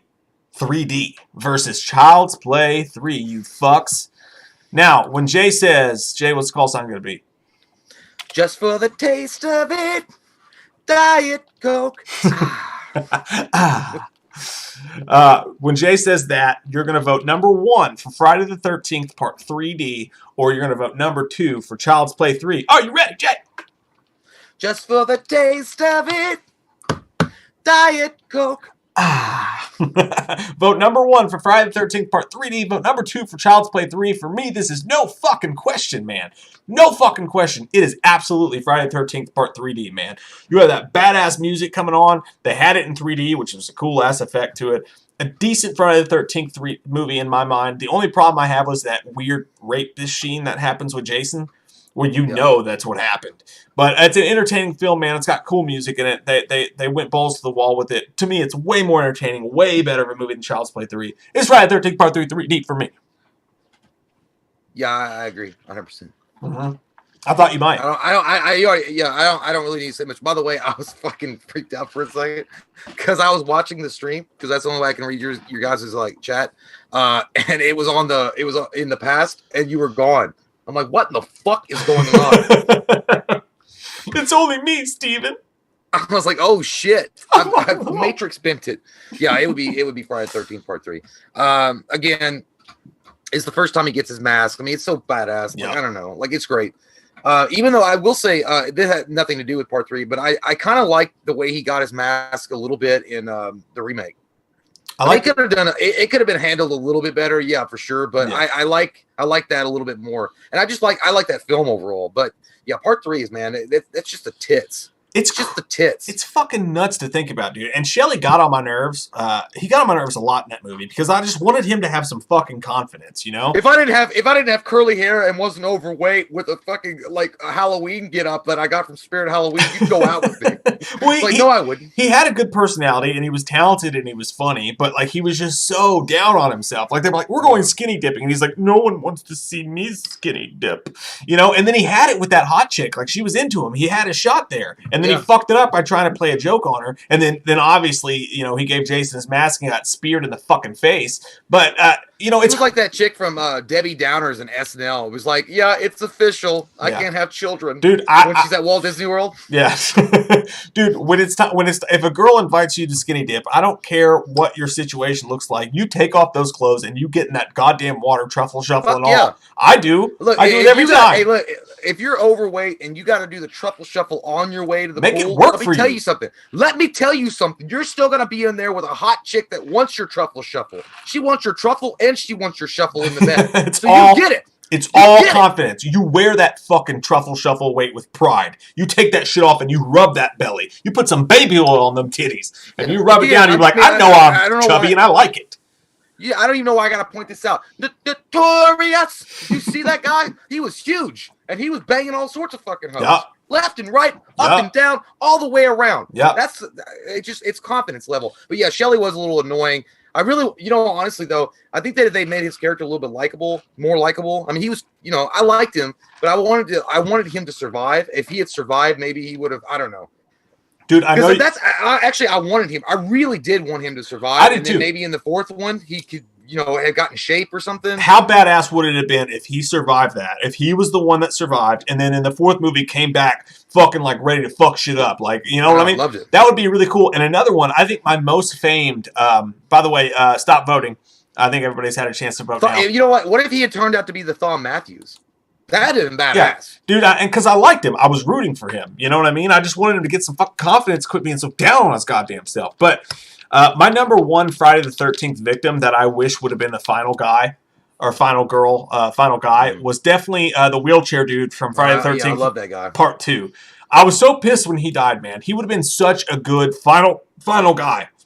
And it really would have taken it to another level because he would have been, a disabled dude that would have been able to rock the shit out of it and fucking been able to put Jason, to have this final showdown and shit. But dude, I'm gonna tell you, Vinny, where you come from, Vinny? Vinny shows up like the great prophet Moses out of nowhere. The burning bush speaks.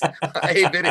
He says Larry Zerner Shelley is a lawyer now. Yes, he is. Yeah, he's actually doing a lot of good work. And he's a cool dude. 13th. He's a cool dude. He gives updates on what's going on with the lawsuits and stuff. A great follow on Twitter is Larry Zerner for sure. Good guy. But yeah, man. The wheelchair bound dude. Like I think he would have been a great final guy for sure. I think it would have really set the series in a different way because I would have loved to have seen it. I just would have loved to see how that would have played out. By the way, huge fucking shout out to Richard Brooker, dude. One of my favorite, maybe my favorite. I have to sit down and think about it.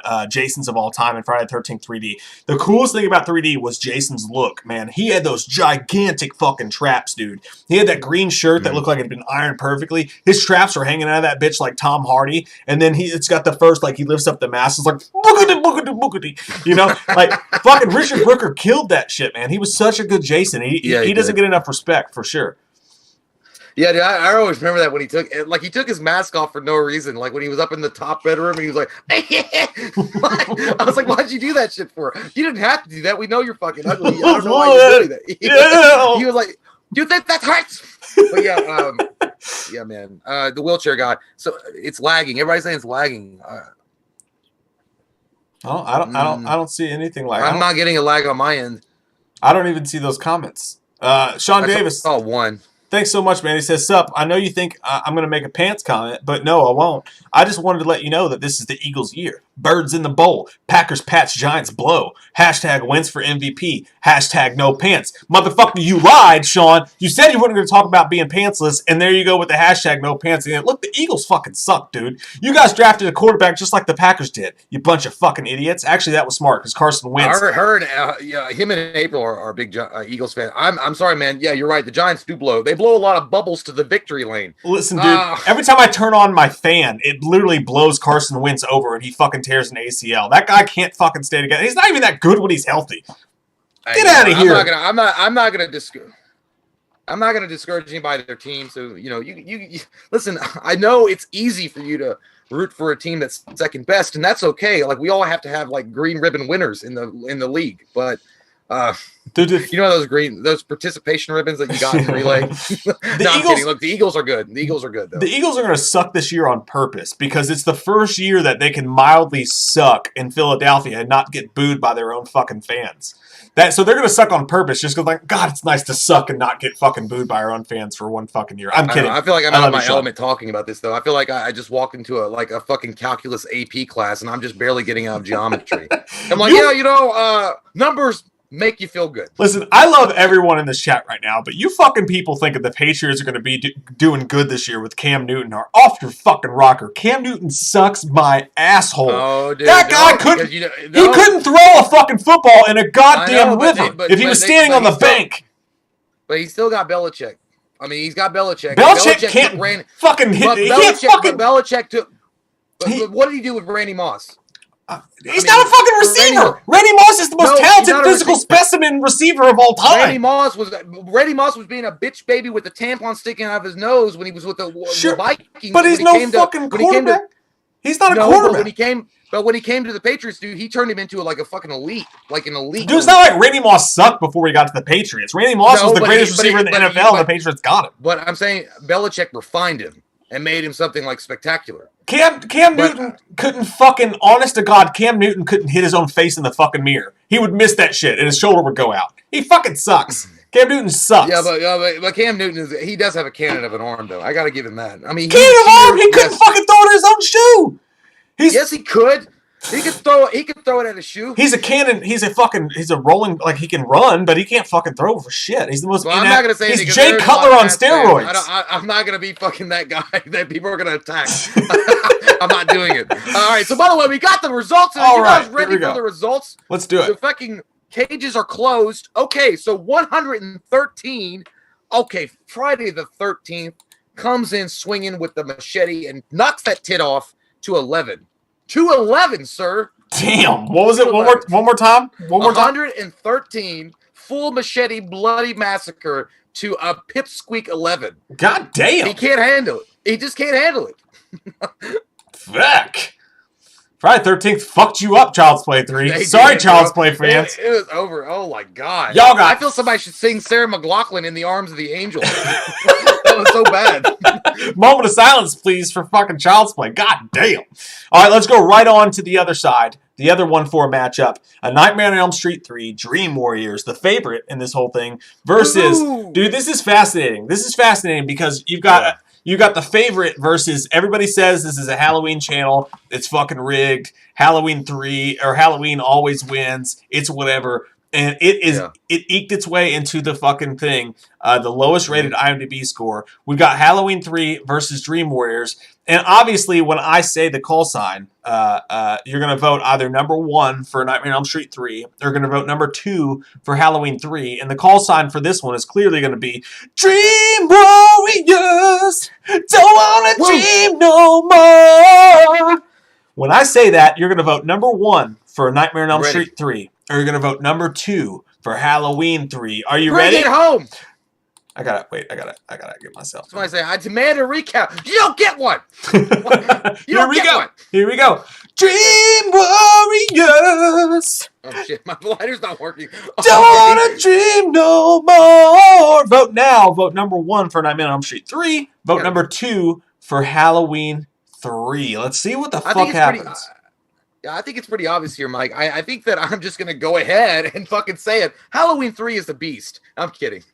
Nightmare on Elm Street 3 comes on and takes a dump on the fucking shamrock mask and then walks away smiling as Freddy Krueger glints his glove in the moonlight. It's an easy choice. Dude, a lot of people think that Nightmare on Elm Street 3 itself is probably superior to the first original Nightmare on Elm Street. I'm not saying it's... Look, I love Nightmare on Elm Street. Hell no. Hell no. No, listen. I love Nightmare on Elm Street, the original. It's amazing. Nightmare on Elm Street 2, to me, is probably maybe the best. I don't know. Nightmare 3, I think that if the budget had been in line with what Wes Craven wanted to do, I think it would have been a different movie. But yes, absolutely. I mean, that's also got like a young Lawrence Fishburne being the janitor, like a fucking badass that he is. It's got a great story. It's got a great setup. It kind of, it finally shuts the circle on Nancy. With the final battle, the climactic battle, it's got great production. Yeah, man, Nightmare 3 is just a fucking stellar. It's got a great soundtrack too. It's just a stellar. It's the better masterpiece of a movie. It just is. I mean, Halloween 3 is just a leftover fucking turd that kind of suck its way in here. Like, I love Halloween 3, man. It's a good John Carpenter-esque film. Even though John Carpenter didn't direct it, it has John Carpenter fucking slathered all over it like barbecue sauce on a hot lady. You just want to... I don't know where I was going with that one, but I love Halloween 3. I think it's a fucking underrated movie. Dude, Dr. Chalice... That's a stupid question, Miss Scrumpridge. You know, I'll call you Monday, Linda. All the great chaliceness, all the greatness for Halloween 3. Halloween 3 rocks the shit. I think it's an underrated, badass, fucking awesome horror movie. And if it wasn't... Actually, I'm glad that it's actually titled Halloween. I'm glad that it was part of the Halloween universe. Because had it not been, it would have been a forgotten, underrated horror movie. But because it's Halloween 3, because it's Season of the Witch, you've got the classicness around the pumpkin, the skull, and the witch. All that stuff like that. So I'm really thankful, actually, that Halloween 3 is a part of the Halloween franchise. That being said, I think Nightmare on Elm Street 3 is one of the most overrated horror movies of all time, and I said it here with my own fucking face. You put your mouth. That wiener at your ass. I said it to your fucking mouth, and I spoke it hard. Take that wiener at your ass. Listen, the second half of Nightmare on Elm Street 3 sucks. It's fucking fantastical Harry Potter bullshit, and it's corny, and it's awful. The first half of that movie rocks my fucking taint. Those kids in that mental institution, man, Arquette, like all that stuff was so fucking good, and they had such a good movie going. The Welcome to Primetime bitch kill, the puppet kill was one of the most gross out, fucked up slasher kills ever. Freddy was killing it. Robert Englund was crushing it. The first half of that movie rocked the shit. It's fucking awesome. The second half of that movie, they decide to go under the fucking tunnels of the dream world and do the I'm a fucking wizard. Boo! Yeah. You shit on your fucking movie. The second half of that movie sucked. At the end of the day, though, full product versus full product, it's Nightmare on Elm Street 3.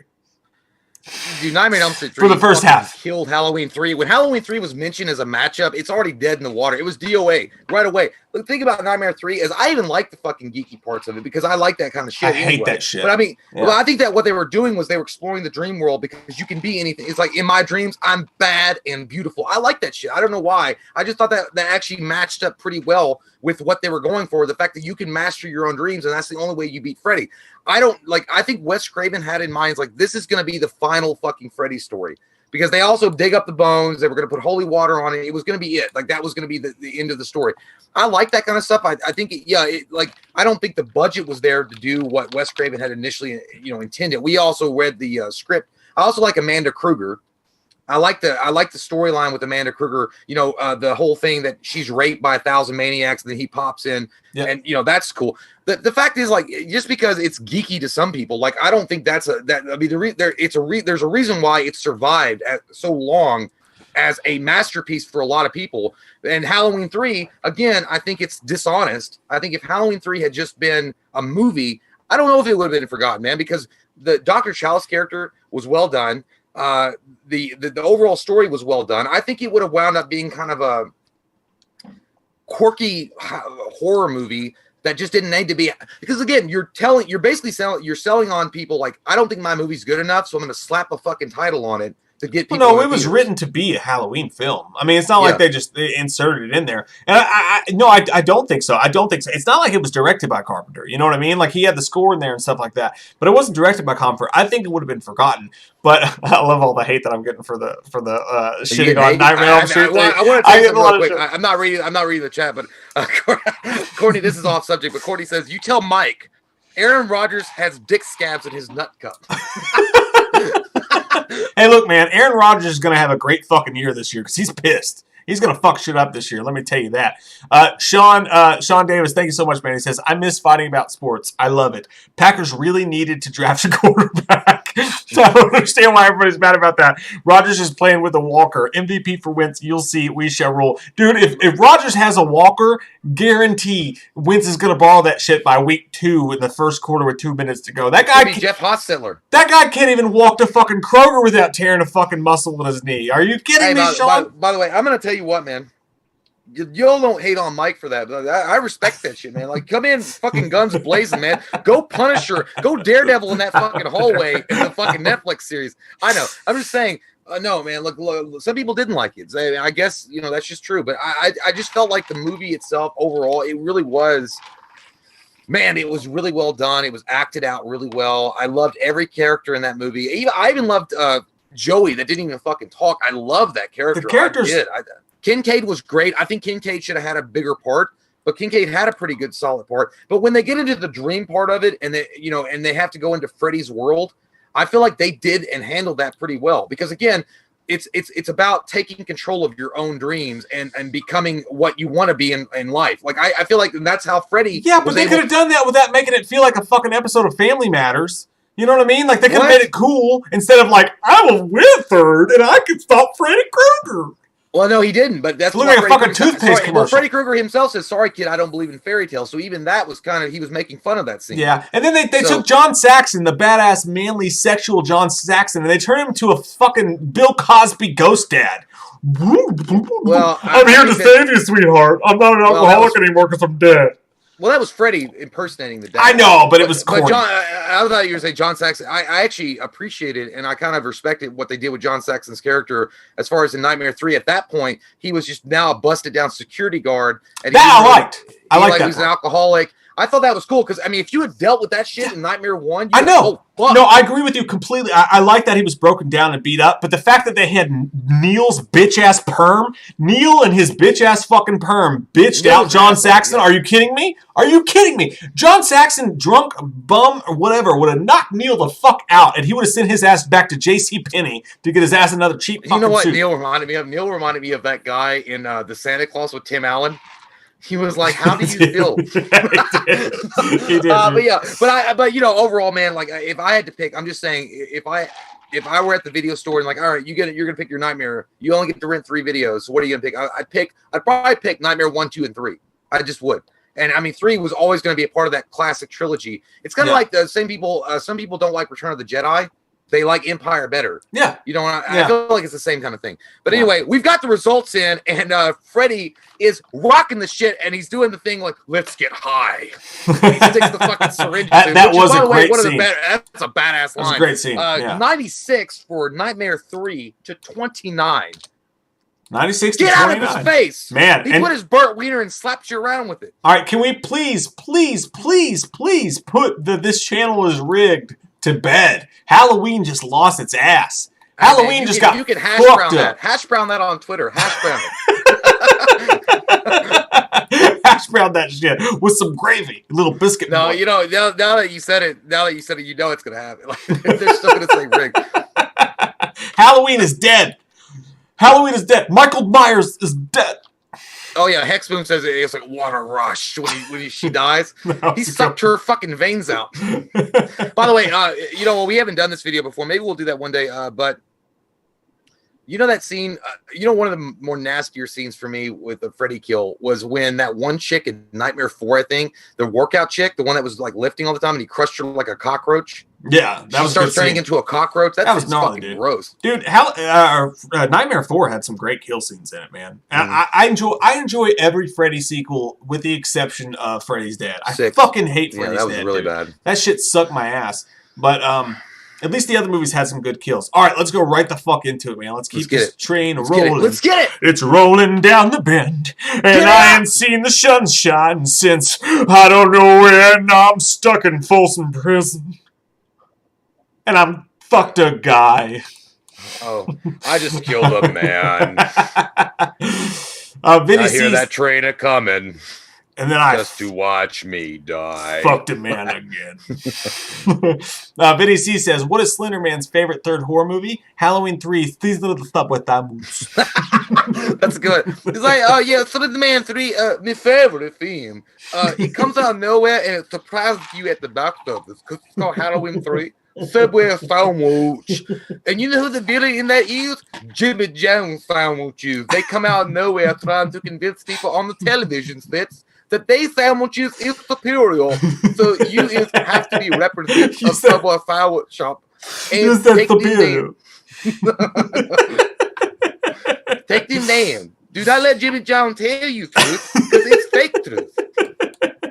All right, let's go right into the next one. Let's go a 2 and a 3. Let's go Scream 3 versus Psycho 3. This is a fucking... Actually, it's pretty easy, in my opinion. And I don't even barely remember Psycho 3. It is still fucking easy, because Scream 3 sucks my balls. All right, Jay, what's the call sign going to be for this one? Hold on. Jesus Christ, that scared me, dude. Like, I lost the whole fucking thing. Like, I lost you for, like, at least 30 seconds. I'm here, Jim. What's the call sign going to be? Woo! I'm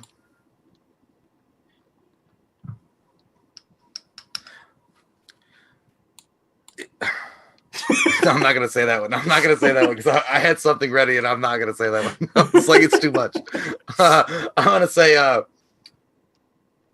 forgiveness is divine, but never pay full price for late pizza. All right, so when Jay says that, you're going to vote number 1 for Scream 3, or you're going to vote number 2 for Psycho 3. Are you ready, Jay? Yeah.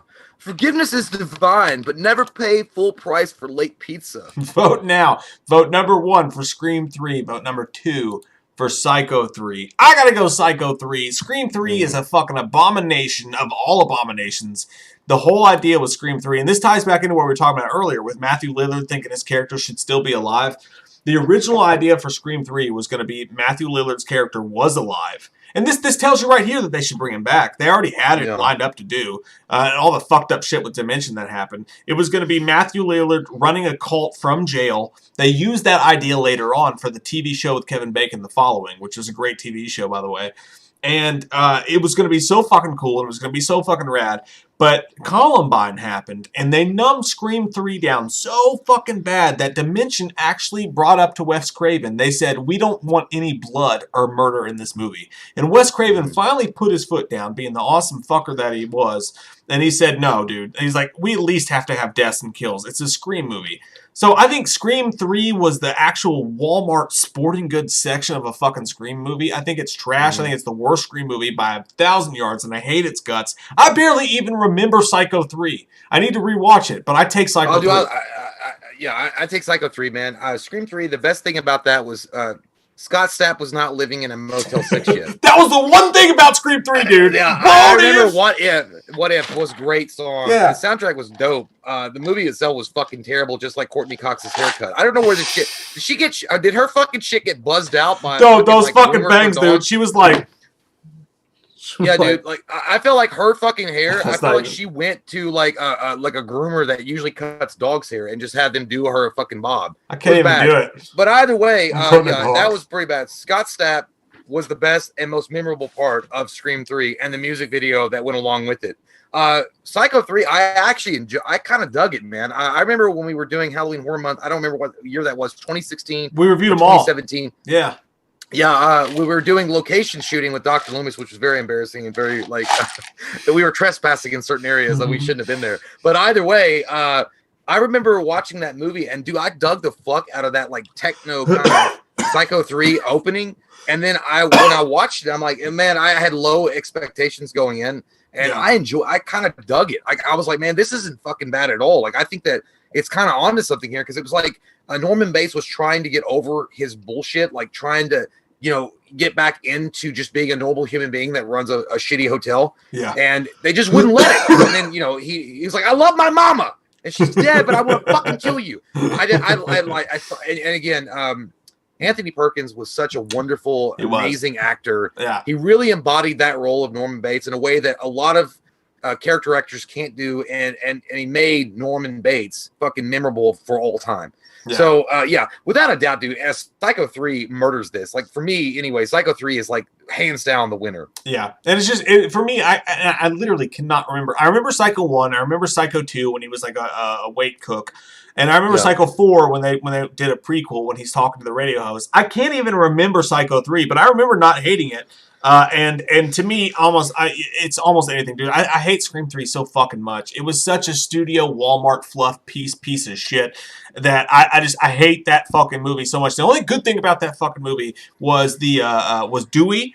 Was the original characters doing what they do, and the voice of Ghostface. Robert Jackson, I can't remember his exact name, but the voice was great. And then they brought out that voice changer too, and that was cool. I think what happened with Scream 3 is I think it happens to a lot of them. After a while, they just get Hollywoodized to fuck. And I know that Wes Craven directed it, and he was in control of some of it. But at the same time, listen, like these studios come down like fat leeches for hanging from the ceiling in a Resident Evil video game. And they were like, you got to do this and you got to do that. Like he had to follow protocol for whatever it was. And man, it just became a very Michael Bay-ish, just fucking clean. God damn. Does that smell like antiseptic in a hospital room? It does to me kind of movie. And not to mention the fact, and this is my own opinion, I felt like none of the characters gave a shit.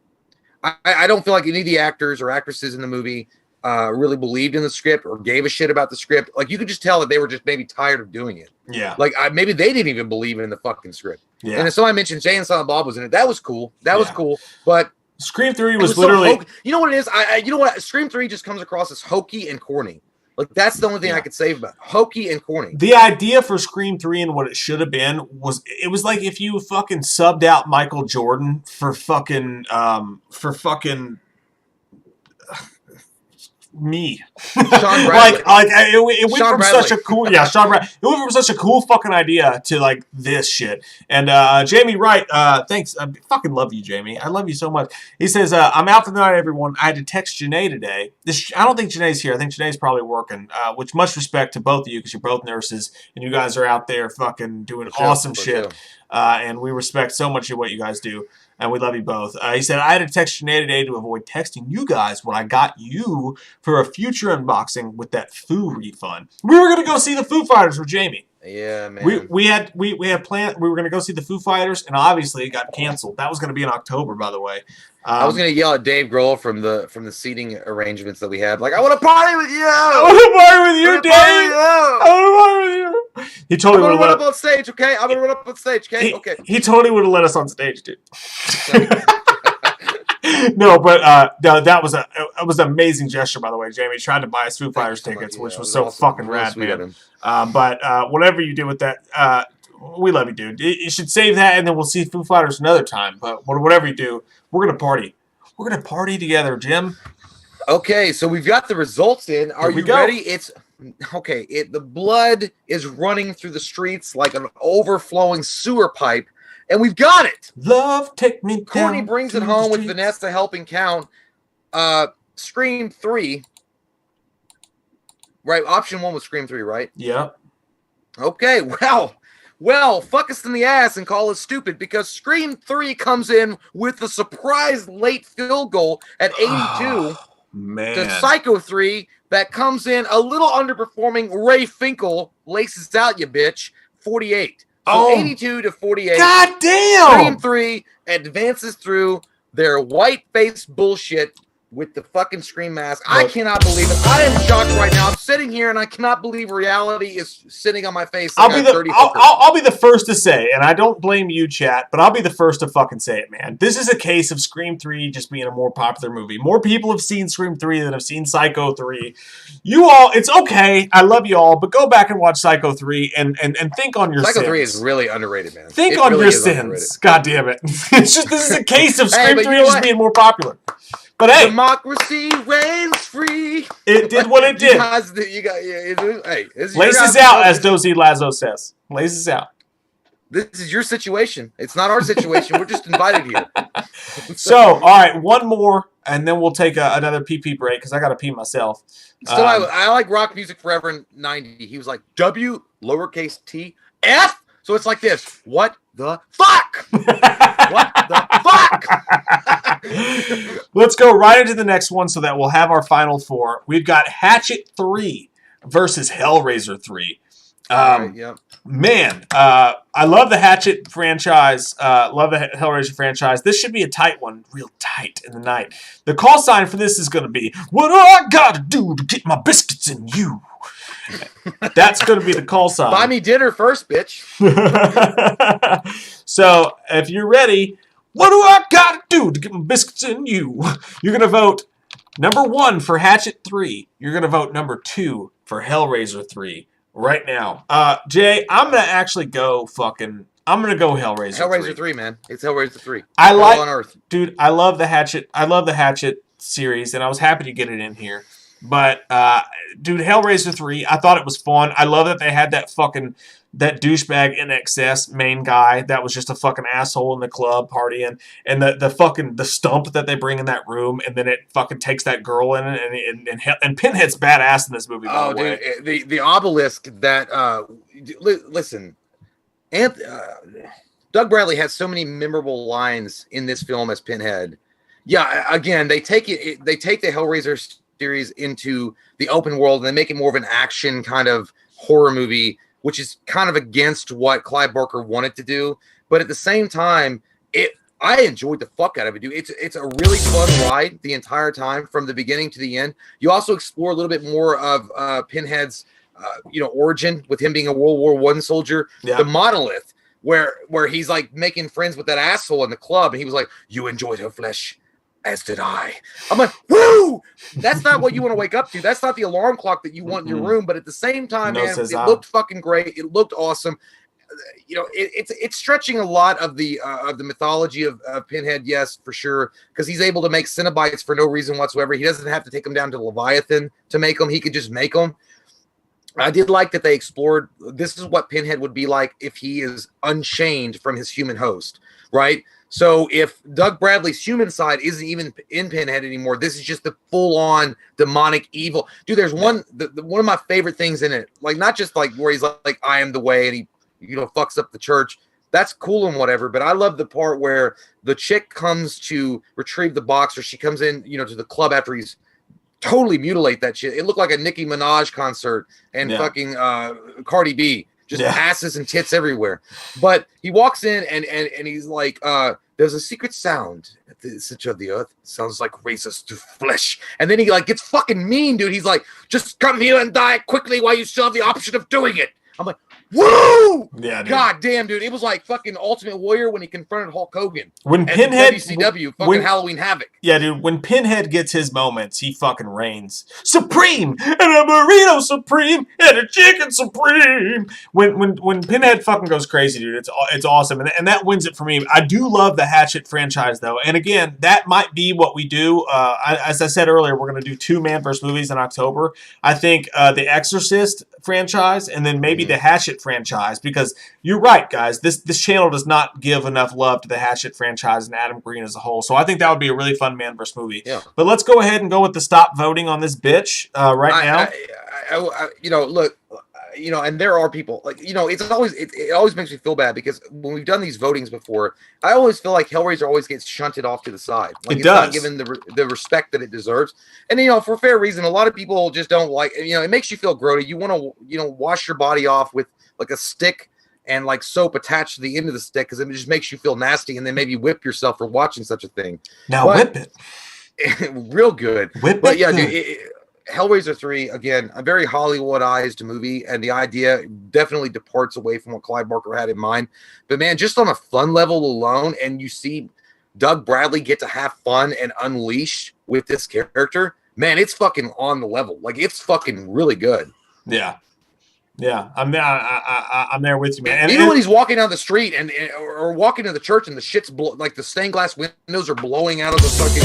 Oh my god! I'm like, and this is what's his number? This is the most. What the fuck's going on? This is the most blasphemic Hellraiser movie too, by the way, dude. When he's like, "Blessed are they who come to my supper," and all that shit. It's pretty gnarly, and it's pretty bad. It's ballsy, it's ballsy. I can't wait to see who wins this one. I wasn't really paying attention to the numbers there. I think it's going to be a close one, though. And I'm good with either one, because I like Hatchet 3, too. I do like Hatchet 3. And those movies are so fucking fun. But I want Hellraiser to get into the semis, though. Like, at least once. Like, I want Hellraiser to be up in that bitch. Because, I always feel like if you name the baddies of horror, like you're going to name Michael Myers, Jason Voorhees, Freddy Krueger, Chucky, obviously. But I always feel like Pinhead is not like included in that list for some reason. And he's the baddest of them all. Yeah. Like that motherfucker runs his own contingent of militant group in hell.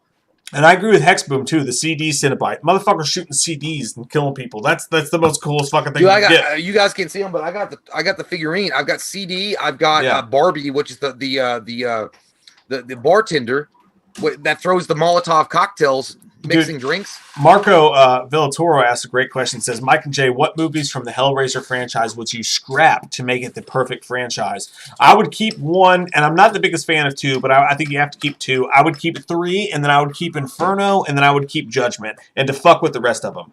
Inferno is a badass fucking movie. 1, 2, 3, Inferno, Judgment. Novels.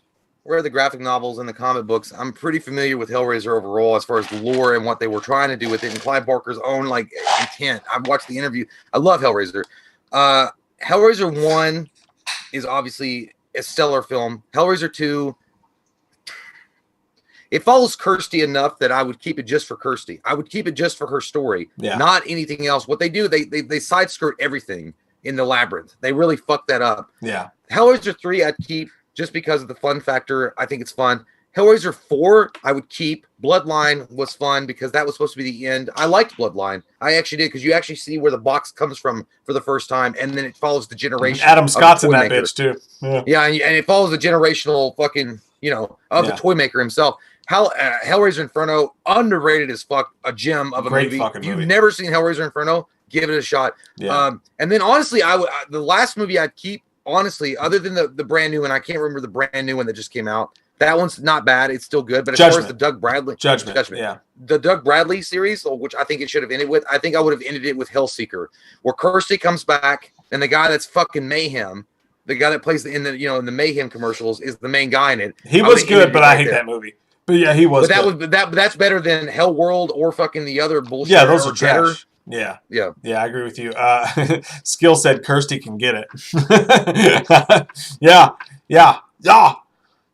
Vinny says Hellraiser 3 took Pinhead into the 90s like a Michael Bay explosion. Yeah. But seriously, it did. seriously though, guys, watch Hellraiser Inferno, and if you want somebody to watch it with, we have a full commentary for that on the channel. I think it's on the Patreon or the channel. I think it's on the channel. I think you guys can watch that. But if you guys looking for something to do after this, watch Inferno with us on the commentary. We got a vote. Coming in hot and tight and tweet. We will tear your soul apart from the butt. That's right. That's right. Hellraiser is at 95, and then he's going to throw a pin right in that urethra to 31. 95 to 31. 95 to 31. Hellraiser 3 is the victor. So, our final four is set up as this. I always like, by the way, I always love that part in Hellraiser 2 when he was like, someone else you think escaped us?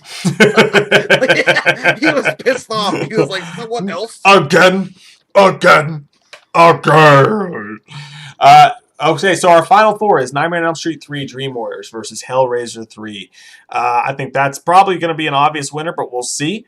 The other matchup for the final four is Friday the 13th Part 3D versus Scream 3. I think that's probably going to be obvious too, but we'll see. My guess is going to be Dream Warriors versus Friday the 13th, Freddy versus Jason, but we'll see. So.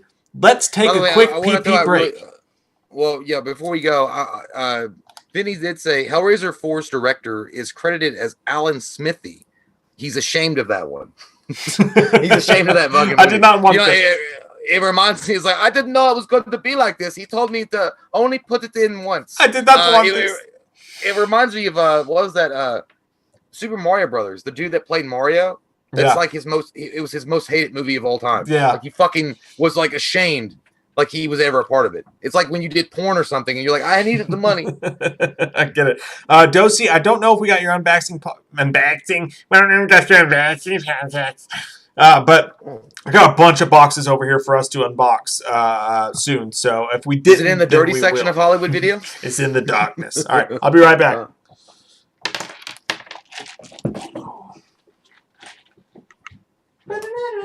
The sweet science and violence. What's up, Holmes? You guys are awesome. Thanks, man. Welcome to the chat. We're kind of going, yeah, you know what? It's fine. The fact that we've got 337 hanging out and chilling and chillaxing with us and having a great time and voting, that's what it's all about. And I'm happy with that. I didn't think we were going to get like 500 or 600, but, Skill Shatter says the guy that played Mario hung like a rhino. You know what? I don't disagree with you. He also played Smee in Hook. I mean, he was swinging around all the time on the pirate ship, so he had to be swinging on something, right? Probably his dick, because it was big. Marco says, Jay, it'd be funny if Freddy got his powers from whatever gives Pinhead his powers, and all the souls that they kill end up to that pyramid that give it its energy. Yeah, honestly, if they were going to do a crossover with Pinhead, I would... That's actually a pretty good idea. Like, I think that the dream demons or whatever that give Freddy his actual supernatural, and they came from the same labyrinth where Leviathan resides, and that's how Freddy's actually able to walk around as a deceased ghost in dreams. And then Pinhead comes up because he's been like fucking around too much and he's not doing his job. Yeah, you could work that angle. I mean, what's crazy is at one point they were going to do a Michael Myers versus Pinhead, and then they had a whole script planned out, or at least a treatment for it. And the treatment wasn't that bad, but yeah, that's not bad at all. What's this?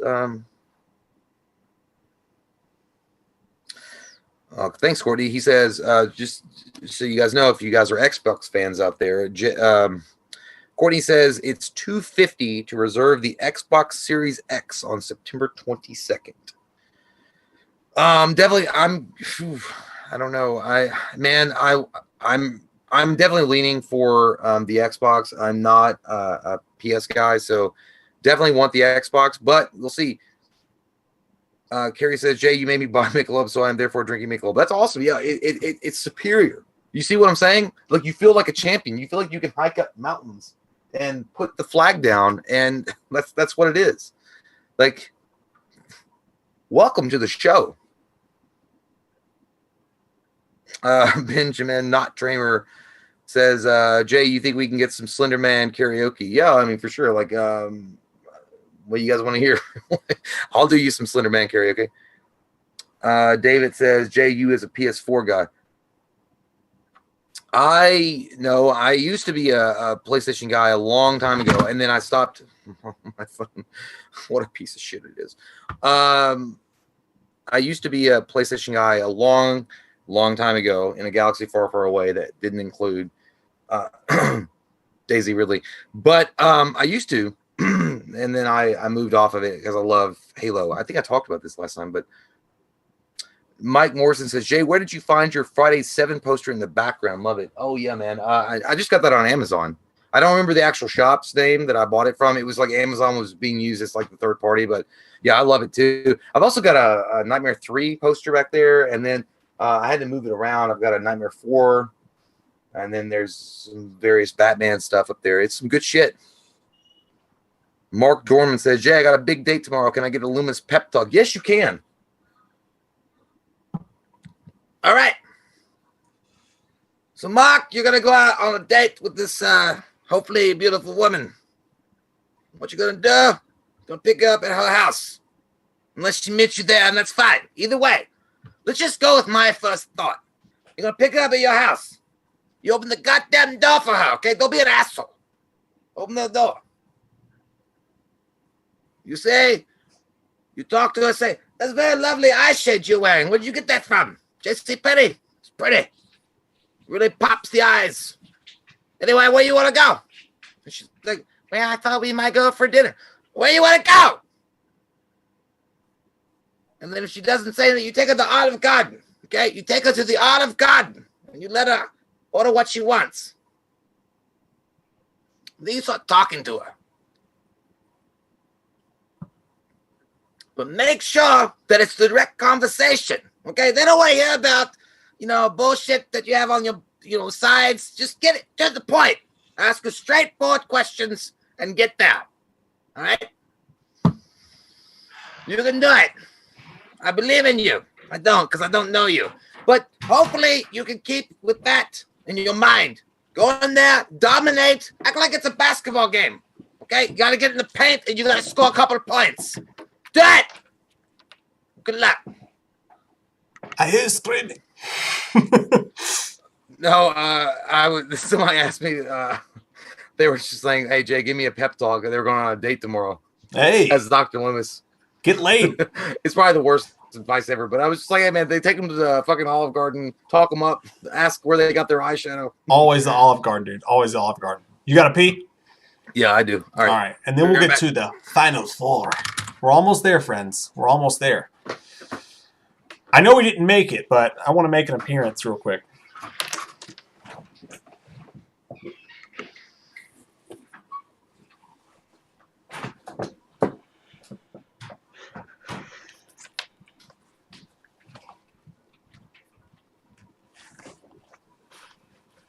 Hey, guys. How's it going? Is everyone enjoying Friday Night Fights? I'm having a good time, Wayne.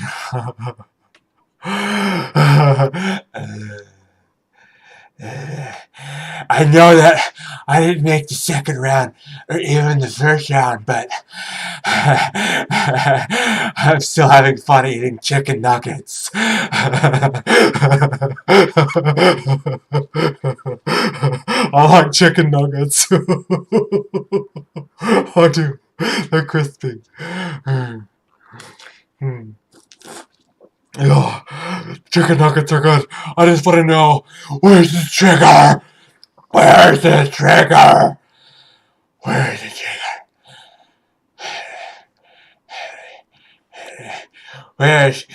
Where's your trigger for the Friday Night Fight? Why didn't I win the vote for the Friday Night Fights on tonight's sequel?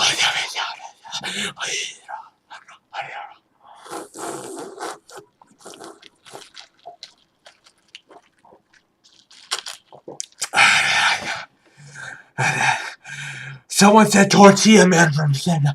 I had tacos from Taco Bell, and I had cheese in the wrapper. I had cheese in the wrapper in Taco Bell.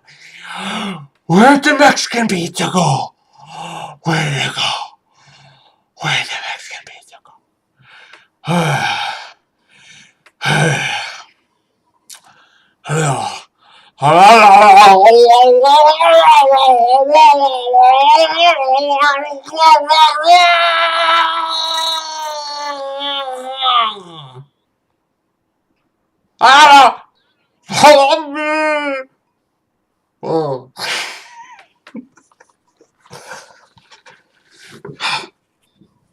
Sorry about that.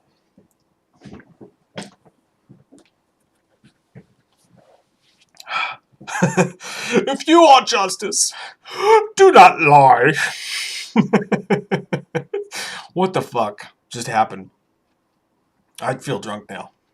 Oh, Christ. Vanessa said, it's Baleface. That's what it should be from now on. It's just Baleface. Yeah, it's total bullshit, man. That Taco Bell got rid of the fucking Mexican pizza. How dare they do that shit? It's the Mexican pizza. For God's sakes. And the chili burritos. God damn it. Whew. Got kind of weird in there. Go call it deep in bow on that one. But, oh, shit, fuck. Yeah, no, Kevin, Exorcist 3 would have been in here. Is it a slasher, though? I don't know. Like, technically, Texas Chainsaw Massacre, technically, like, Halloween 3 isn't a slasher movie, but it's a slasher franchise. And, you know, Exorcist is not a slasher franchise. But I feel like The Exorcist 3 would have done well if it were, like, overall third sequel to a horror franchise sequels. Ben, I think the grilled cheese burrito will come back, though, you know. But I'm pissed about what Taco Bell's done. Carrie, thank you so much. She says, Leatherface sounds like a Backwoods Ryan Reynolds. Also, I have to pee. How will I know I won't miss anything? LOL. Well, nothing's happening right now, so it's a pretty good time to pee. If you got to pee. Pretty good spot. It's just me talking, so it's pretty easy to miss if that's what you need to do. Dude, I did not try the fucking Taco Bell wings, Scare Bear. I heard that they had them, but I never saw them on the menu. I gotta go, like, tomorrow. Are they still around? Do they still have the Taco Bell wings? Because that sounds like fucking right up my butthole getting fucked up jam. You know? Taco Bell wings have got to be the worst thing for your butthole that you've ever heard. Like, wings already aren't good for your butthole, and then you add Taco Bell into that bitch. Jesus Christo Magrex. My God. My God. Yeah, we do need to do a Slender Man Leatherface video. That should be funny as fuck. Dosey did hear about the Resident Evil series on Netflix. The story sounds fucking stupid. We've talked about this before, but, like, just do a fucking haunted house movie like Resident Evil 2. Like, have them all in the fucking haunted house and have zombies show up. Why are you getting complicated and trying to make this bitch Stranger Things, you know? Oh, Taco Bell wings was a test market thing. Maybe we'll see it then, eventually. Grilled stuff. So, like, what is your all's Taco Bell, like, story? Mine started with grilled stuffed burritos every time. In high school, getting high with your friends, fucking up a grilled stuffed burrito, putting some hot sauce on that bitch. It was the best. And then I graduated. I started trying new things. The Mexican pizza is always one. The fries were good. The quesarito was good. Taco Bell's I've never really had anything from there I didn't love. Dude, did you guys hear? Fucking McDonald's is stepping their game up. McDonald's not only is going to do a spicy chicken, they're going to do a habanero spicy chicken. They're going to do a ghost pepper chicken sandwich. McDonald's, the fucking, like, most goddamn basic fucking Karen shit you've ever heard of, is actually going to try to do ghost pepper. I cannot fucking wait to try that shit. Oh my God. I can't wait. But the ghost pepper little burritos, the $1 ghost pepper burritos from Taco Bell, them shits was fucking tasty. That was good shit. They were just hot enough to give me the poops, but not put me in too much pain. For sure. And if you guys haven't tried it, Taco Bell has the kits where you can buy and you can do, like, the cheesy taco things. Them shits is good. Them shits is really fucking good. The fries supreme Mike Moore's is good. The fries gotta be fresh is the only problem. The Locos Tacos, that was a fucking genius invention, man. Chucky Stewie says I can't afford Taco Bell. Damn, that's a dark night in Texas, man. Because they got that dollar menu, you could fuck shit up on there all the time. Penfold mentioned Burger King. The rodeo cheeseburger at Burger King. You can still get it for $1. It's a tiny cheeseburger. It's got onion rings. It's got A1 sauce on it. That shit is dope as fuck. It's so good. It's so good. Hey man, would you take a hot poop? Did you take a hot poop? It was close to being one. I took a long pee, and then I farted when I was doing it. And I was like, that might be a poop. And then I was like, no, it's not. It was a false alarm. It's a false alarm. Gary, I love the way you spell your name, by the way. Thank you so much. It's just an idea, and you don't have to do it if it's too much trouble. But have you ever thought about making Man vs. Movie live? So those of us that want to join in with the challenge can. That's an interesting idea, and we kind of do and we don't do it. So the idea is when we do Man vs. Movie for October, we sit down in one day and we watch an entire franchise worth of movies, and then we review them after the movie's over, so you can see us get pissed and deteriorate after like 12 hours of the same franchise. But what we do is we record us live doing the commentaries.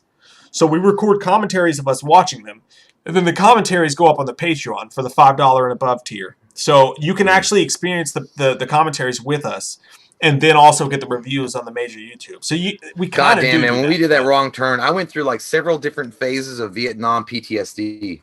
Like you can clearly see what happens. Like you can see us starting off as healthy and fun, and we're having a great time, guys. And by the end of it, we fucking hate you. We fucking hate our families. We hate each other. We hate the fucking world, and I want to watch it burn and laugh and piss on the ashes. It's fun. Man. It's great. I love it. Yeah, absolutely. All right, let's get into this let's finish this match. Music Man was like, false dookies are good. they're you know what they are? They're like when you get that like flutter in your heart, you're like, it's not bad. It's like remembering that the exam is next week and not today. All right, let's do Dream Warriors versus Hellraiser 3. Jay, what's the call sign going to be for this one? Ooh, the call sign. You don't really think you'll win, do you? Things change. All right. I'm going to do some Batman Returns. So when Jay says that, you're going to vote number 1 for Dream Warriors, and you're going to vote number 2 for Hellraiser 3. Are you ready, Jay? You don't really think you'll win, do you? Things change. You got to get all serious with that. You got to get serious. All right, so vote number 1 for Dream Warriors, vote number 2 for Hellraiser 3. I wonder if Hellraiser 3 has a chance in hell in this one. I don't think it does. For me, it doesn't have a chance in hell. I like Hellraiser 3. I like it for all the reasons we said below. It's a fun Hellraiser movie. But and I have my problems with Nightmare 3. I hate the second half of the movie, but Nightmare 3 is just so iconic, man. It's just too much. It's just too much of it. It's just too much. That guy came in 20 pounds heavier than what they agreed on in the welterweight fight, and he fucked him up. He broke his eye socket like Pacquiao did to fucking Margarito.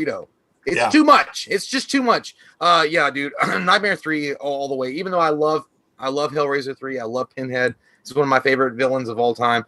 But dude, Nightmare 3, when you mention the Nightmare series, there's no way that you don't list Nightmare 3 as one of the all-time iconic classic movies in that series. You just can't do it. Yeah. So yeah, Nightmare 3 wins. And again, I don't want to rehash what we were saying about Nightmare 3 and Hellraiser 3, but Nightmare 3 clearly wins on just balls alone and what they did, and not to mention the fact that they had maybe they didn't have a bigger budget, but they had more interesting kills, I should say, and more interesting characters overall. Yeah, dude, I'm gonna pull a Rocky IV, and I'm gonna pull it right now. Courtney, Vanessa, don't even worry about it. Throw the damn towel. Throw the damn towel. It's over. It's over. If you look at the chat, Hellraiser 3 has no chance. It is a fucking landslide. Nightmare 3 is the winner. CJ Ramirez says, no chance in hell. Like, it's done. Cue the goddamn Triple H music. Pull Hellraiser 3 out of the ring. He's fucking hurt. It's over with. Nightmare 3 wins. No need to count. I'm looking at the fucking... No way. No chance. I think I count. I didn't mean to say Triple H. I meant fucking Sean... What the fuck? McMahon. Vince McMahon's son. Yeah. That was his song. It looks to me like Nightmare got Hellraiser got 13 votes out of that whole thing. 13 votes for Hellraiser. It's over. No reason to keep voting. 14 votes, says David. So it's done. It's fucking over with. All right, guys. Yeah, we'll call that a wash because at this point, Nightmare 3 walked in that bitch, put a bazooka up its ass, and then pulled the trigger. By the way, Mike, would you fucking say something to Jaros? Jesus Christ. What happened? What happened? What did I miss? Notice me, senpai. I don't know what she said. Senpai. Just fucking, hey, she said, can you help get Mike to notice me? Say hello. Hello. You fucking selfish bastard. Hello. Hello, Jaros. Hello, Gilera. Skilliam said Nightmare swept the leg. He did. He fucked it up, man. He fucked it up bad. So Jesus Christo. let's just go right into the next one, man. Let's go right the fuck into it. You ever seen that movie? You ever seen that movie, Cool World? I think it was Cool World. Jerose kind of reminded me, it was like, a man! Oh, it's Roger Rabbit. Who Framed Roger Rabbit? And he thought it was like that one chick, and she's like, a man! And she's like, ah! And she starts running toward the screen. Yeah, so just say hello. Hello, Jerose. Hello, Jerose. All right, so the next one, let's get right the fuck into it, man. Friday the 13th, Part 3D versus Scream 3. I feel like this might be another knockout, but we'll see what happens, man. We'll see what happens.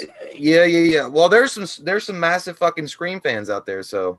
Yeah. So the call sign for this one's going to be, you want to get naked, get me in my crack.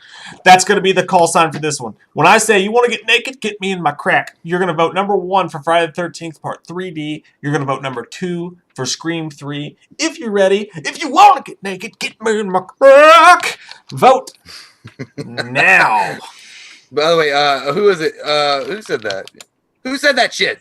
Someone's like, oh, Galford's dog. What are you doing, Galford's dog? He said somebody sent for Jay. Nobody sent for me.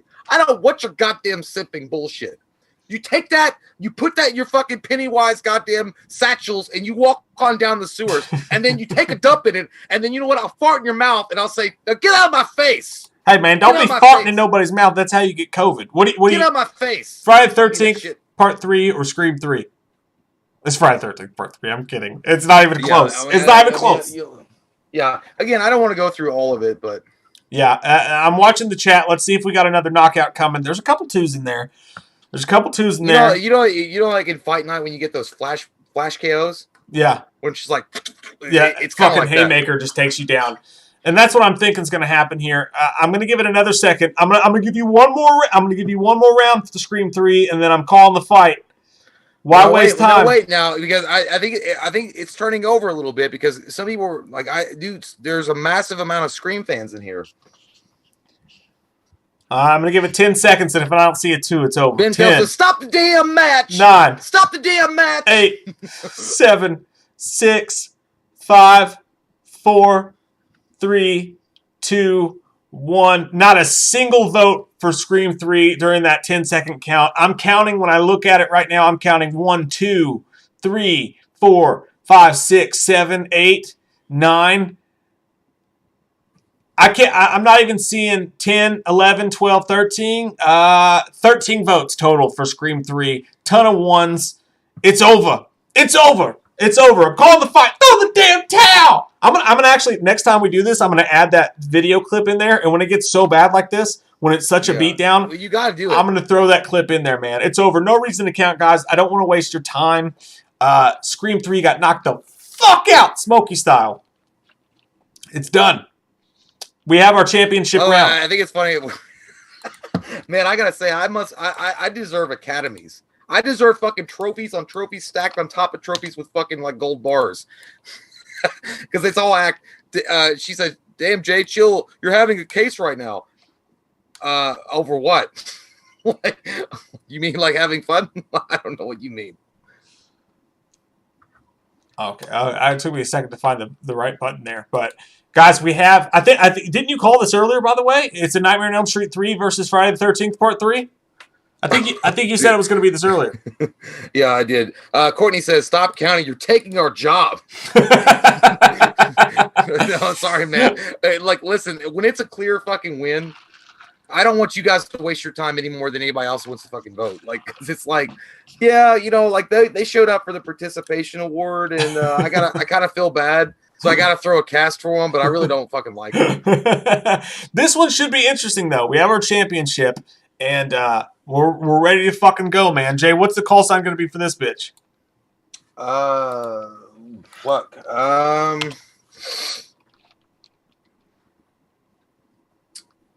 I don't know. I don't have a good one.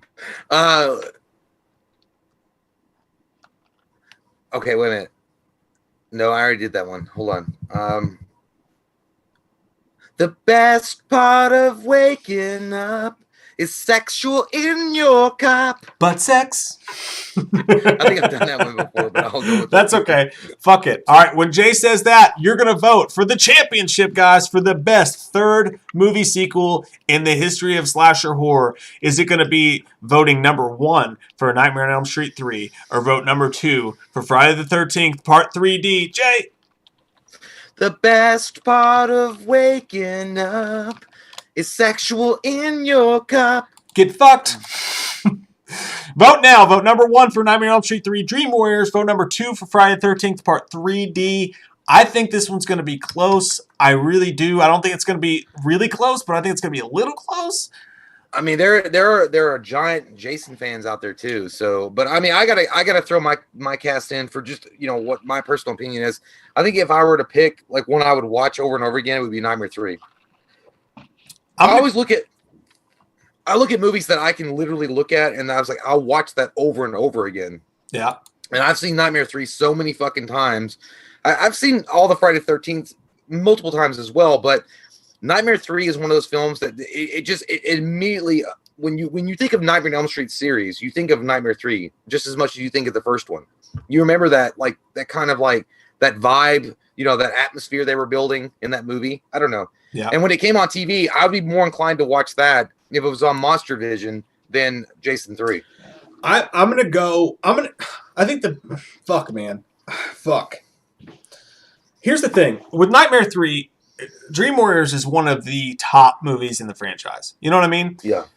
With Friday the 13th, you got the original, which is, compared to some of the other ones, when you get into Jason's lore, it's not actually that great. But you've got 2, which is great. You've got 4, which is great. You've got 6, which is great. You've got the reboot, which is great.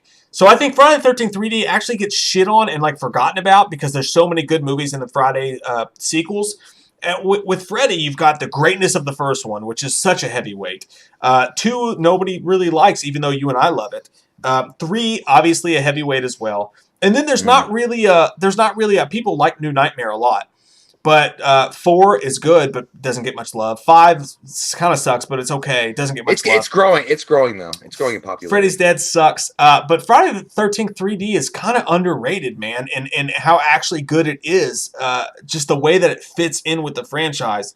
I'll say that Nightmare 3 is the most popular one, but I really hate the second half of that movie, man. Well, I mean, what I think about it is, though, if you look at it like this, man, what would be the movie, honestly, that you would sit through and be like, you know what, this is a really good entry into the series, and I can watch this for Halloween. I mean, if Nightmare 3 came on TV versus Jason 3, you might wind up watching Nightmare 3 just because Wes Craven did have a hand in it, and I don't know, it does feel like a trilogy that's completed. I think. God, man, I'm actually having a way harder time with this than I thought. Nightmare 3 is definitely the most popular. Nightmare 3 is way more popular than Friday the 13th Part 3. No doubt about it. I liked it before it was popular. But if you, let me get my long hair on my eyes. It's funny that you say that, dude, because Nightmare 3 is one of the first horror movies that you and I ever watched together. I remember when we were young kids, I was staying over at your all's house one night, and we rented that. It was the first Nightmare movie I ever watched, actually. We watched it together. Yeah. And I remember the first half of it scared me, freaked me out, was really cool, had great deaths. And the second half of it, I was like, this is dumb. Exactly the way I feel about it now. Dude, it's so fucking close. And I think Richard Brooker is so underrated as a fucking Jason, man. I mean, the natural answer is Nightmare 3, but I'm having a hard time right now. I'm gonna say Nightmare 3. Barely. Fucking barely for me. It's Nightmare 3. You know what? I just think that Nightmare 3, man, it just goes above and beyond what people were expecting. I think that when Nightmare 2 happened, again, Nightmare 2 is a very, very underrated movie. Maybe just as good as the original. It's so different. It's so... Oh, God, no. No, crazy. No, listen... Because because it has nothing to do with the original, it's almost an independent film with Freddy Krueger being... he looks different. He acts different. The whole possession thing is totally different. I'm saying I feel like in a lot of ways, honestly, if you remove that movie from the series, if that was just a one-off film, how we always talk about doing, DC Vertigo or DC Black Film or something where it's not a part of the standard bullshit. Yeah. That's what that Nightmare 2 is to me. I feel like Nightmare 2 is so underrated and such a classic. But either way, Nightmare 3, it gives Freddy a lot more, of his classic fucking lines. It gives him his personality. It's got great death scenes. It's got great characters. It's well acted. Friday the 13th Part 3 is fun, but also it almost seems in some way, other than him getting his mask and the characters are great too, but it always feels like standard fare to me. I just feel like Nightmare on Elm Street 3 is one of those films I would watch over and over again versus Jason 3. You know what, dude? Man, fuck. Young Shiva says Friday the 13th 3D, if not for the intro music alone. You know what? I like that, but I mean, at the same time, it's kind of a vote of. Some people didn't like that opening sequence, the music. They thought it was too, fucking hipster or something. Like, it was too disco. They didn't like that shit. That synth shit. But I didn't mind it. I thought it was fine. But I mean, I do remember a lot of people not liking that intro because it's almost making him a joke. It's almost making it kind of a funny kind of spin-off or something. Yeah. Nightmare 3 has one of the best openings ever. When she's putting together the stick house of Freddy's house, I love the opening. Awesome. I love the first half, man. For me, what really sticks with Nightmare 3 is the mental hospital stuff. The kids, you felt for them. You felt for what they was going through. It had a real aura to it, man. That was so great. So yeah, I mean, it's Nightmare 3 for me too. Even though my heart goes to Friday the 13th Part 3D because I think it's fun and I think it's underrated. I think it's underrated and I think Nightmare 3 is overrated. But when you put them together, man, I think it's Nightmare 3 slightly for me. Matt, by the way, this just in, Matt Stahl says, I'm drunk. Cheers, sir. It's Friday night. Wow. Okay. Wow. Okay. So what was option 1? Option 1 was, let's take a look-see here. Option 1 was Dream Warriors. Option 2 was Friday the 13th Part 3D. All right, y'all. Well, take off your gloves and place it with the machete in your hand and put that right up the first burnt fucker you see. Fucking way. Because in this scenario, sir, 58 for Dream Warriors to 86 for Friday the 13th. Part 3, God 3D. Damn. Jason comes out of the forest, not giving a shit, and he slices and dices and makes fucking mincemeat out of Freddy's nose. No way, dude. No fucking way. And Cordy is being truth, and I believe him and Vanessa counted correctly. Faux show. Oh, and yeah, man, Jason on top for this one. Jason has dominated the scene. We have the biggest. I think that's the biggest upset in Friday Night Fights history, dude. I think that's the biggest upset. I totally thought. I really did. I'm gonna go ahead and say it. I thought Nightmare 3 was gonna dominate, and I thought that it was gonna march all the way to fucking the winner's circle like Ric Flair in his glittery ass gown, and the wheeling dealing, kiss stealing dude would win. But holy shit, guess what happened? Friday the 13th comes out like Andre the Giant and bitch slaps him down and says, "No, sir. Wow, you're not coming into my arena." What was the vote? What was the vote? One more time. The vote was okay. So the final vote was 58 to 86. So while close,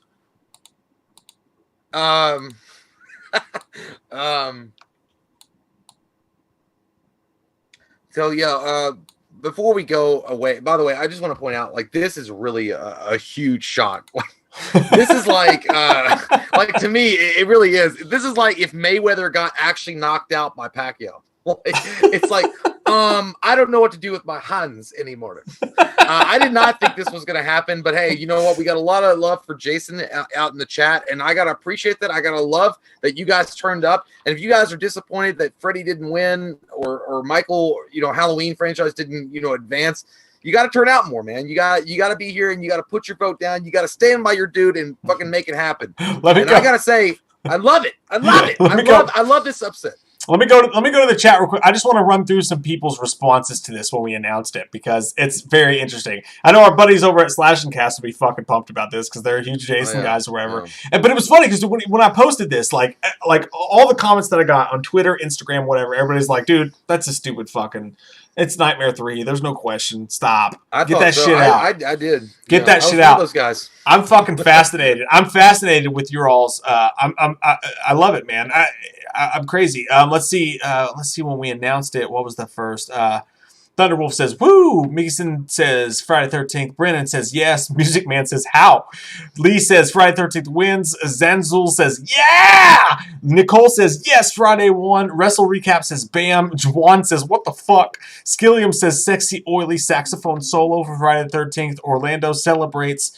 Thunderwolf says, LOL. Tawny says, boo. Mud says, yes. Conspiracy says, boom. Wonderful says, yeah. Damn. Let's go. Yes. Upset. Celebration. Hell yeah. Yes. Nice. Told you. KO. 3D1. Yes. Yes. Yes. Win. Yes. Everybody's jacked, man. Everybody's super excited, and I'm happy for you guys. I'm happy too, man.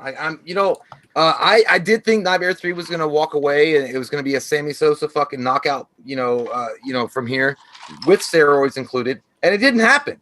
A real life baseball player came with no fucking creatine or steroids in their system, and they knocked it out of the ballpark. So good for them. By the way, last request before we sign off of here. Cordy has asked a request of us. He says, can we get you to sing Hootie and the Blowfish? Only want to be with you as Slender Man. And can Mike do Chalice with the Leatherface mask on talking about NFL Sunday? Oh, Jesus Christ. That's a Chalice with the Leatherface mask on. So why don't you can go do that, because I got to go probably listen to the fucking Hootie. Which song are you got to do? I only want to be with you. Yeah, that one. But I know it, but I don't really remember. I gotta go listen to it. Go listen to it real quick. I'll do the Leatherface thing. All right. I don't know if I can do it as Chalice as. Yeah, you can. Just put the Leatherface on and do it. All right, we'll see. What am I talking about though, Courtney? By the way, Intel Wild says Friday the 13th, part 3 all the way. Thank you, Intel. Really appreciate that. What did he say that Chalice is supposed to talk about? NFL Sunday. NFL Sunday. Leatherface, as the Merkins are here. What's up, Merkins? Says I talked about you earlier, Merkins. I was like, I gotta text that motherfucker back. Sorry, dude. I'm fucking shit's weird over here. Says I vote for Piranha 3D because I love Gianna Michaels. I get that. I don't know what the fuck. NFL Sunday. Okay, Courtney. NFL Sunday. Chalice as Leatherface. NFL Sunday. I don't even know how to. I'm just gonna do fucking. I gotta take off my hat. All right.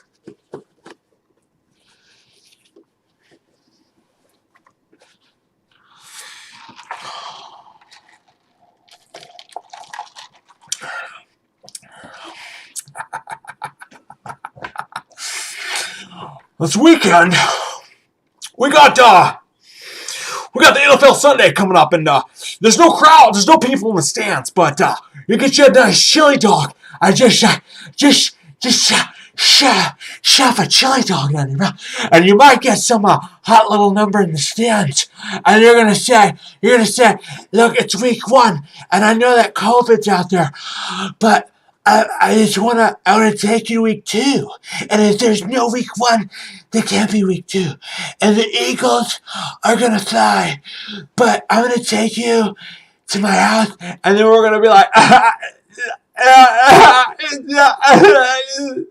I want to take you. And I want to watch Red Ticket. I want to watch Red Ticket. And we're going to watch together on Sling TV. And we're going to watch football. And I'm going to play FanDuel. And then we're going to watch football together.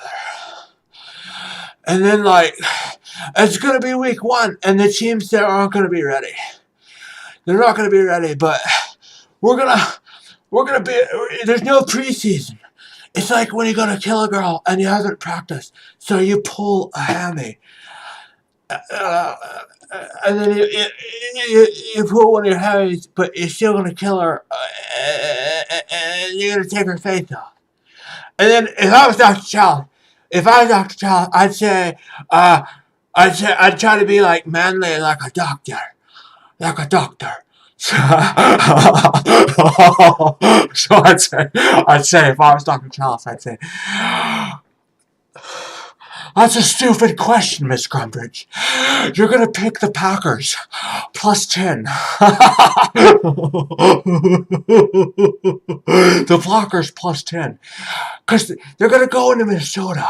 And they're gonna tear the Vikings apart. They're gonna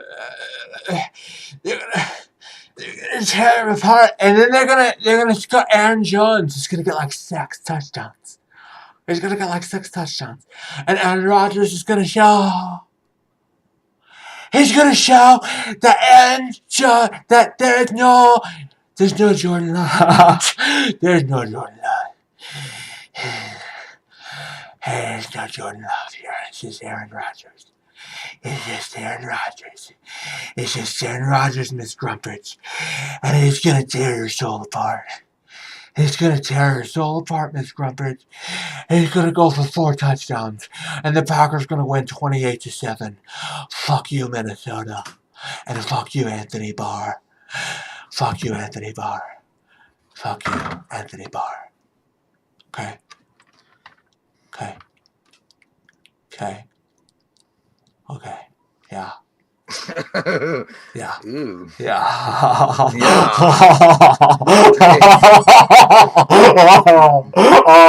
It's like a drunken Tinder date. Hey, your profile picture doesn't look anything like your face. All right, Courtney, I listen to the words, but I'm not gonna be able to do the whole thing, because it's I'm gonna do the first part of it though. Okay. Like I'm going to a dark place. Yeah. Here we go. All right. Take me out of this dark place. Okay, I will. I got the lyrics in front of me so I can read. Okay, ready? You and me, we come from different worlds. You laugh at me when I look at other girls. Sometimes you crazy and you wonder why. Me such a baby, 'cause the dolphins make me cry. Well, there's nothing they can do. We've been looking for a girl like you. You look at me, you've got nothing left to say. I only pout at you until I get in me way. I won't dance, no, you won't sing. I just want to love you, but you want to wear me ring. Well, there's nothing me can do. I only want to be with you. You can call me a few. They only want to be with you. Dude, I like that you went soft and sensual with the last one. You calmed down and you went. That's all I'm saying. Look, Hootie's a fucking national treasure. I'm not gonna disrespect him. That was great, dude. That was amazing. So, guys, Friday Night Fights is kaput. Friday night's done. Put it in the fucking slammer. Friday the 13th done. Upsets Nightmare on Elm Street. I had a great time partying with you guys. Quick shout out to Sutter. Quick shout out to all you guys. Missed a couple super chats I want to get to real quick. Vanessa, you didn't have to do that. I love your fucking mouth. That sounded wrong. I didn't mean to say mouth. It just came out that way. I love your face and your soul. I love her personality. I love your soul. I did. She says, I will find you for all the continued disrespect of Freddie. I will find you! You think your son is safe from me? I will find him! Gary Crownless says, I am hoping there will be skits with Leatherface and Slenderman, because that would be gold! We gotta do that. Man, we've never done that. We've never done that combo before. It might be really funny. I don't know. I know. I'm so glad that they sent us that Leatherface mask because now we can mix it in. But thank you so much, Carrie. You're amazing. And all you guys are amazing. And thank you guys so much for hanging out with us. Sean Tubby123 says, number 1, y'all are sexy. Number 2, Mike, you losing weight? No, I'm gaining it. But thank you, because I feel better about me now. Honest to God, I changed shirts 3 times today because I felt constricted because I've been gaining weight. And now I feel good and I can go to bed feeling sexy. Thank you. He says, number 3, Jay looks beautiful. Thanks, man. You know, me try my best to put on show for you as well as wear matching colors for your goddamn eyes to pretty shows. So you look weird. He says, number 4, Mike, don't forget our future Taco Bell run. play your little chili pepper heart out. Come on, get her down here and tell her play her little chili pepper heart out.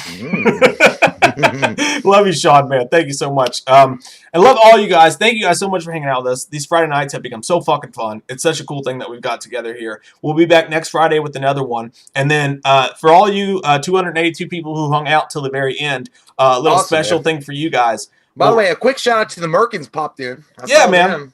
Holy shit. Yeah. And again, I got to text you back, dude. I'm sorry. I meant to text you back like 6 times. This week's been fucking nuts. But just for you guys who stayed around, Halloween Horror Month 2020 is coming. We were worried about it there for a minute with everything that happened this week, but it's coming. And for Friday Night Fights, starting the first week of October, there are 5 Fridays in October. And what we're going to do is we're going to do a full-on March Madness 64-team bracket. And we're actually going to count down week by week, round by round, fucking sexy. The greatest horror movie of all time. The greatest horror movie of all time. That's gonna be fun. That's like March Madness in October. Are you fuckers ready? Are you ready for some fucking March Madness in October? I know it doesn't work, but it's still the same thing. Yeah. So October's gonna be crazy. We're really gonna do it up hard, and we love you all so much. I hope you guys have an awesome Friday. If you had a hard week, that shit's over now, and it's fresh new beginnings. I know we both did. Fuck it, though. It's over, and we're going to have fun this weekend. I hope you all have an amazing weekend, and thank you all for hanging out with us. Only want to be with you.